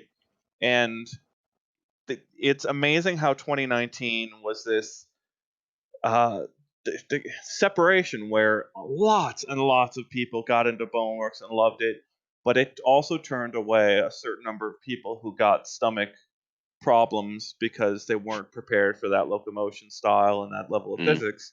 Vacation Simulator is the opposite end of that spectrum, where they're inviting everyone in. Everyone, kids, teenagers, adults, are invited to play Vacation Simulator and still get some sense of the playground feel that you get out of Boneworks, right? So you can interact with everything around you. Everything is throwable and pushable, and it accesses some of those same things that Boneworks does, where the environment around you is a playground for you to do pretty much whatever you think you can do in that space. I love Pistol Whip so much because it fits in between there. It invites all these players in while not turning off a certain segment of people with bad locomotion. I mean, not bad locomotion, just go back to Vacation Simulator. That is the sequel to Job Simulator from Alchemy Labs, and it is kind of builds on that narrative of you are a human in a world that is simulated by robots about what humans might have done. And so Job Simulator was you doing things like working at an office, working at a restaurant, working at a gas station. And then Vacation Simulator is like, oh, hey, now you're not working, you're going on vacation, and then you can go to a beach, you can go to like camping, you can do different stuff like that. It's very... And there's dozens of things to do. Like there's just lots of activities in every single space, and you are teleport very to each large compared to Job Sim. It's not single stand in one place. It is stand in a place and do this thing, then teleport over there and do this thing, and they're much larger environments. I'll say right now that my kids play the Job Simulator and Vacation Simulator constantly. I mean, the kids Ian, you said love that was those the games. first VR game your daughter beat by herself from start to finish. It was a Vacation Sim, right? Yep. It was an amazing thing to see because it's just to see that kind of level of interest in a VR title is new, right? I don't know, like my kid's been interested in finishing Switch games and gotten through a couple Switch games, but it's hard to I haven't seen that kind of level of interest drawn by a VR game until Vacation Sim. We've Yeah, got a I good see my comment kids here. constantly going in and out. We've got a good comment here from Crosis XVI or Crosis 16. I don't know which one. They say that they do not get motion sick very much, but Boneworks makes them sick as all heck. Yeah, same. What's same your for- what's your specs? That's one of the things we always wonder about with Boneworks is Well, how often. this person followed it up by saying they want to get an index, Mm. and so I think that's. Make sure you've got a very strong PC for Boneworks. I think that's one of the missing elements. Is you really need a really good processor and graphics to really protect you. Have we talked at least at small length about everybody on the list for this category? Yes, we have. Yep, Fisherman's Okay. Tale, Asgard's Wrath, Blood and Truth, Boneworks, Ghost Giant, Gorn, No Man's Sky, Pistol Whip, Vacation Sim, and Wolves on the Walls. We've discussed all those at least at some point today. But so Okay. I feel like us three each have a pick, right? Is that? Yeah, I I'm, mean, I'm, I go we with can Pistol argue Whip. a I bit love right Pistol now. Whip. I think. Yeah, David. Yeah, I think your Pistol Whip, if it was only up to you, that would be the winner. Well, so right? we already went through all of the reasons why, like, it's a bad decision to pick Pistol Whip because I spent 50 plus hours across every system, and like, you've made arguments here that No Man's Sky is not worth it because it's just number of hours, but like, I got to talk about how amazing it is to play that game in every different way, right? The first way you play it is with auto aim on and get to know the rhythm, and then you turn auto aim off and go to Deadeye mode, and then you play maybe dual wield, or maybe you actually get the rhythm and you play it actually dancing and moving your head while dancing, get out of the way of the bullets, but also take out the baddies. And so Great there's dancing, like dude. 4 or 5 different ways you can play that game, and there's a difficulty curve that's available to you to convince you that there's a reason to keep playing 11 songs again and again. And again, I just really like the story behind Pistol Whip, and I've said many a time before, I'm not the biggest fan of rhythm action games in VR, but there's something about that developer tackling it in that way, and I think from all indications, having seen some pretty good success with it, that I find very heartwarming about Pistol Whip. I think, for sure. Yeah. I mean, my pick personally, as I said before, probably would be Ghost Giant. Again, I just found that to be a hugely impactful, interesting, innovative VR experience that, from the word go, said, how can we use this platform and the sensations you get from it to draw out emotions in you that we struggle with as traditional game developers, right? And part of that is to do with the writing. A huge chunk of it is to do with the interaction and the sense of connection you feel. Companionship in VR is one of the most compelling things, for sure, I think. And they just really, really nailed it, like really hit it home in terms of, there are 2 or 3 really, really incredible, mature, sensitively handled moments in Ghost Giant that I wouldn't expect the traditional gaming industry to be almost mature enough of realizing. And I think it says so much about VR that this early on we are able to hit moments like that, where basically I felt at one point like I was in a room with someone else that I really needed to comfort in a way that I've only felt otherwise in real life, right? I don't see that in movies. I don't see that in video games. But here, what I wanted to do was reach out and just pat someone on the back, or kind of give them a hug.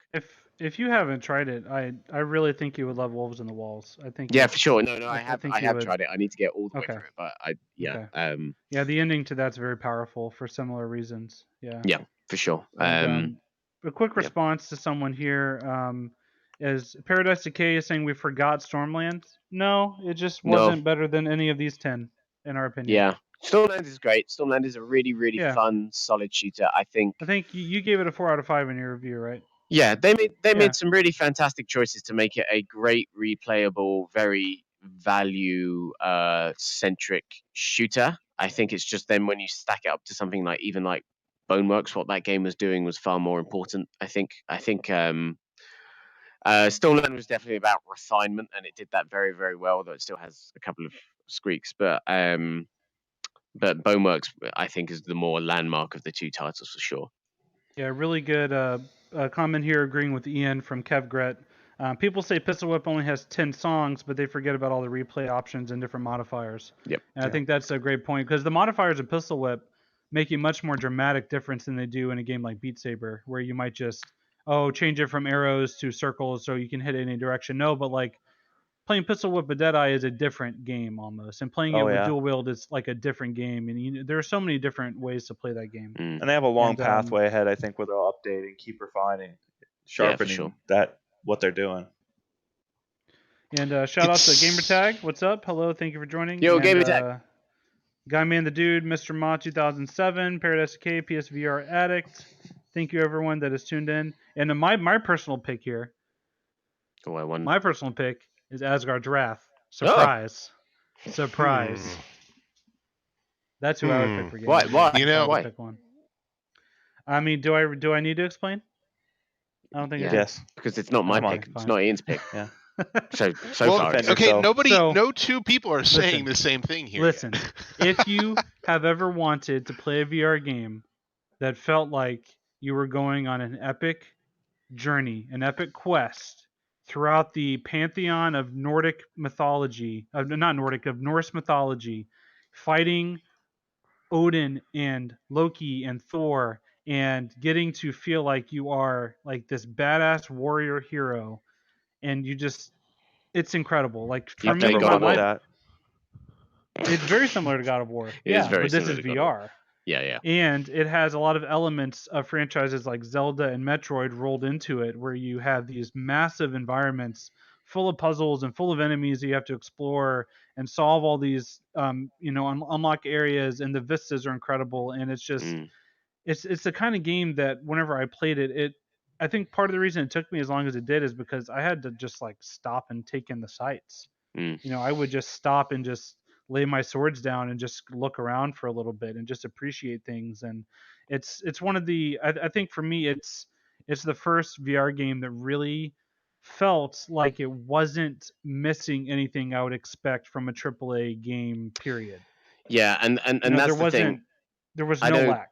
I know me and you have spoken about this before, but like, I mean, Asgard's Wrath is not my pick, but I have immense respect for it because, you know, for as long as VR has been this thing, people have been saying, when are we going to get the really polished AAA, long, deep action RPG? And, Yeah. you know, for me, I don't necessarily think that's what I want from VR. I don't necessarily think that 10 years from now, that's the kind of thing we'll want from VR. But in this day and age, I think it is, I completely agree with you. You can't argue that Asgard's Wrath isn't the best realization yet of what the gaming audience has demanded from VR. And look at all of but- the games that win Game of the Year awards and win accolades over the years. You have games like God of War, like Sekiro, like like Spider-Man, like Control, like all these games that come out that are just massive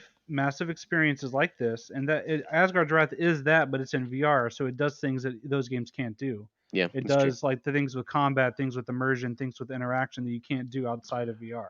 So, Ian, what do you have to say about Yeah, no, this? it's interesting. These three games have such different appeals, different Mm. audience appeals, right? Like the reason you like Asgard's Wrath is like the reason I don't like it. I mean, I don't Yeah.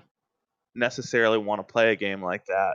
I Sure. want to get in and out and back to my life after breaking a sweat quite a bit. Like, and I do want the emotional connection that you're talking about with Ghost Giant, but that type of game just doesn't hit the right buttons for me. It's not like, and I think, yeah, I mean, there's a lot of people out there that wanted Asgard's Wrath, but I don't know. I think Pistol Whip was such a more surprising evolution of what Beat Saber was, and right in between what Super Hot and Beat Saber are, and it hit the right notes to appeal to people quickly to get in and out. And To me, yeah. I don't consider that an evolution at all. I think it's, if anything, it's a remix of existing ideas. It doesn't do anything new. to Yeah, me. it's like when they did all those different flavors of Mountain Dew. Like it's still Mountain Dew. It's just the game come on. red feel now. of- come on, of- that's not of, fair to it. I mean, isn't it? Okay, though? Ian. All right. Well, hold on. Ian, pick a game that doesn't include guns and talk about it. of the list. I mean, Yeah. gun-like tools. I mean, there's even when you're not using guns, you're using gun-like tools because of the triggers on these things. I mean, it's pretty. It's true. Bow and arrows are nothing like guns. Okay, Asgard's Wrath True. does not have Neither are guns. swords. I Yeah. think, yeah, yeah. This is like you really hit the nail on the head, saying these are three really different experiences, and I think actually what's really really interesting is they do represent what us three are interested in so much in VR, right? Like David, you have a very traditional gaming background, and this is absolutely the thing you've always wanted from VR. Next year, you're really looking forward to Medal of Honor, which is totally offering that kind of fun arcade shooter experience in VR as well, right? Yeah. Again, Ian, yeah, you are really interested in like developer strategy and philosophy, and a big part of why you love Pistol Whip so much is the way development of that game was informed. I think you would be fair to say, right? I mean, yeah, you go in the opening scene, you hear Pistol Whip exactly like Super Hot, right? It's so obvious these influences in that game, and yeah, you can call it a remix of what's existed, but I do think that's completely unfair to the level of innovation that they've applied. Something can be great and not be innovative. Yeah, look at Asgard's Wrath. Yeah. Oh. No, In other words, totally Ghost agree. Giant's really innovative. I win. Thank you and good night. It is innovative. Yep. Well, okay, we're gonna have to find some like logical method of picking our winner here, or should I just pick something randomly? What does he You need don't vote want for? that? No Man's Sky, we're not going to give you that power. No, I wouldn't pick No Man's Sky. I wouldn't pick No Man's Sky. What does Heaney guy vote for? Heaney, yeah, Heaney. Heaney doesn't know. Heaney doesn't know. Heaney said, I don't know. He said anything but So pistol. let's Read the read list, the Heaney. read the list again. A Fisherman's Tale, Asgard's Wrath, Blood and Truth, Boneworks, Ghost Giant, Gorn, No Man's Sky, Pistol Whip, Vacation Simulator, and Wolves in the Walls. Ghost Giant. Oh, did you hear that? What was that voice? Ooh. Heaney picks Wolves in the Walls. Oh, Okay. that's not helpful. Okay. That is not All helpful. right. We have 5 different picks now. I'm gonna break the stalemate for reasons that I said earlier. I'm gonna put my vote in for Asgard's Wrath. I'm really sorry, Ian. There it is. There it is. There it is. There it is. So is this like The Voice or one of those shows that I don't watch where everybody has a little X in front of their table I think there? It is. Okay, so I think it's been decided. okay. I threw my hands away. I gave a lot up my of people a lot of people say Boneworks in the chat. That's a very popular pick. I think that's the pick from the chat. That's our audience choice award. There's gonna be a lot of innovation there too. That probably has a long life ahead of it too. Did anybody in the chat say Asgard's Wrath? Oh yeah. Oh yeah. Okay. Oh yeah, yes they did. But anyway, I do think massive congratulations are in order because that was a very very long development cycle for that game. I think it was developed even during the course of Sanzaru's work on Marvel, right, which was not a very good game. Yeah, can we just take a moment to talk about like Asgard's Wrath? I went into that game with about as much trepidation as you can have as a reviewer for content. You know, obviously I have to set aside my biases and approach things with an open mind when I review them, but I had my doubts with that game because Marvel Powers United VR did not impress us. VR Sports Challenge was a minigame collection. Ripcoil was a very, very simple version of Pong in VR. Yep. I mean, they hadn't really done anything that proved to me they could deliver on this God of Wars meets Zelda caliber epic. So obviously the game is like my dream game in VR, but I didn't think they would be able to deliver, and they absolutely exceeded all my expectations. And that, to me, that's what really cemented it as my. I mean, if you look back at 2019, I think I posted my list on Twitter of my favorite games.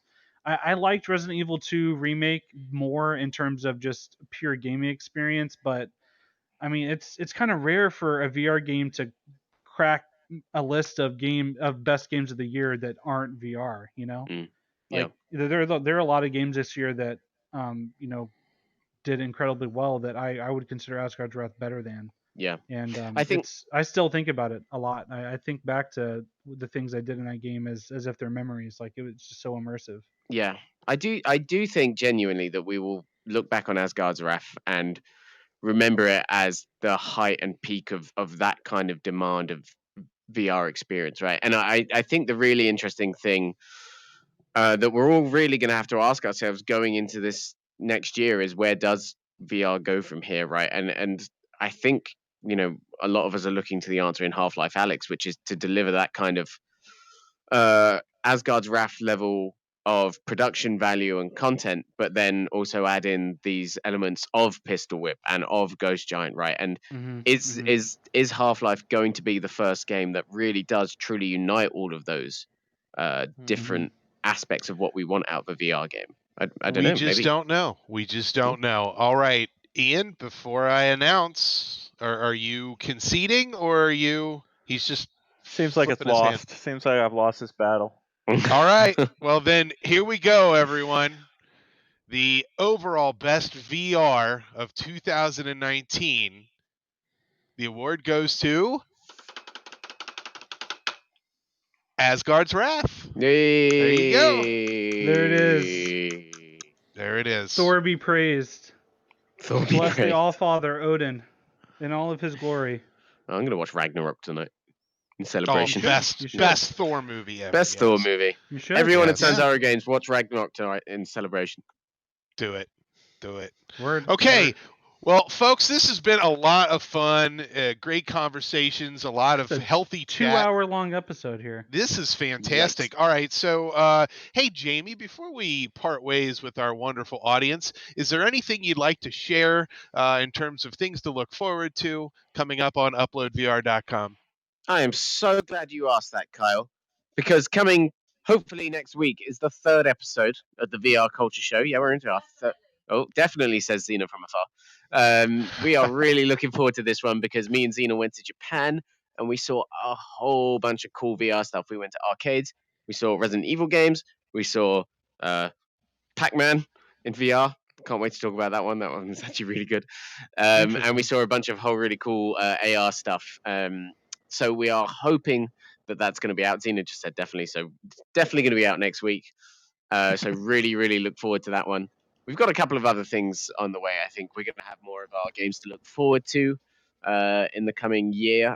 We just put up a list of Quest games that we're really looking forward to this year, but we're going to go through PSVR and PC VR as well at some That's point. so weird. You just said this year that I had to Yep, stop and I 2020, almost man. corrected you. That's weird. CS.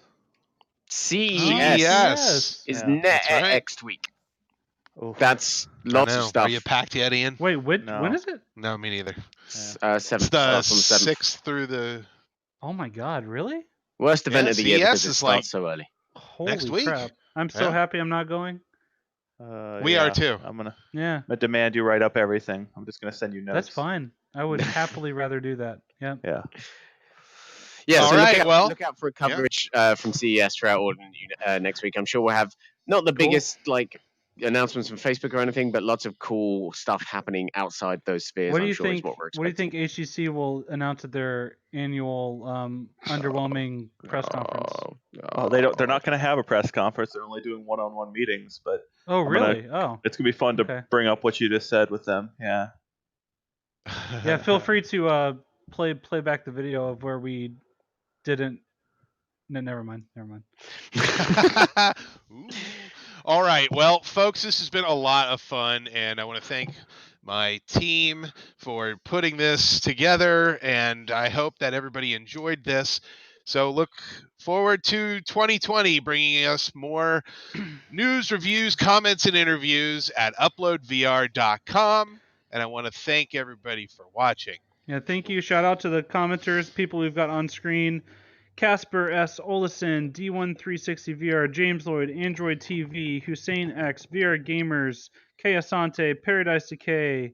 Thank you, everyone, and everyone I didn't say. as Happy well. New Year, Thank you. guys. Yes, Happy New Year. Happy New Year. We'll see you in the future, folks. Bye. Bye.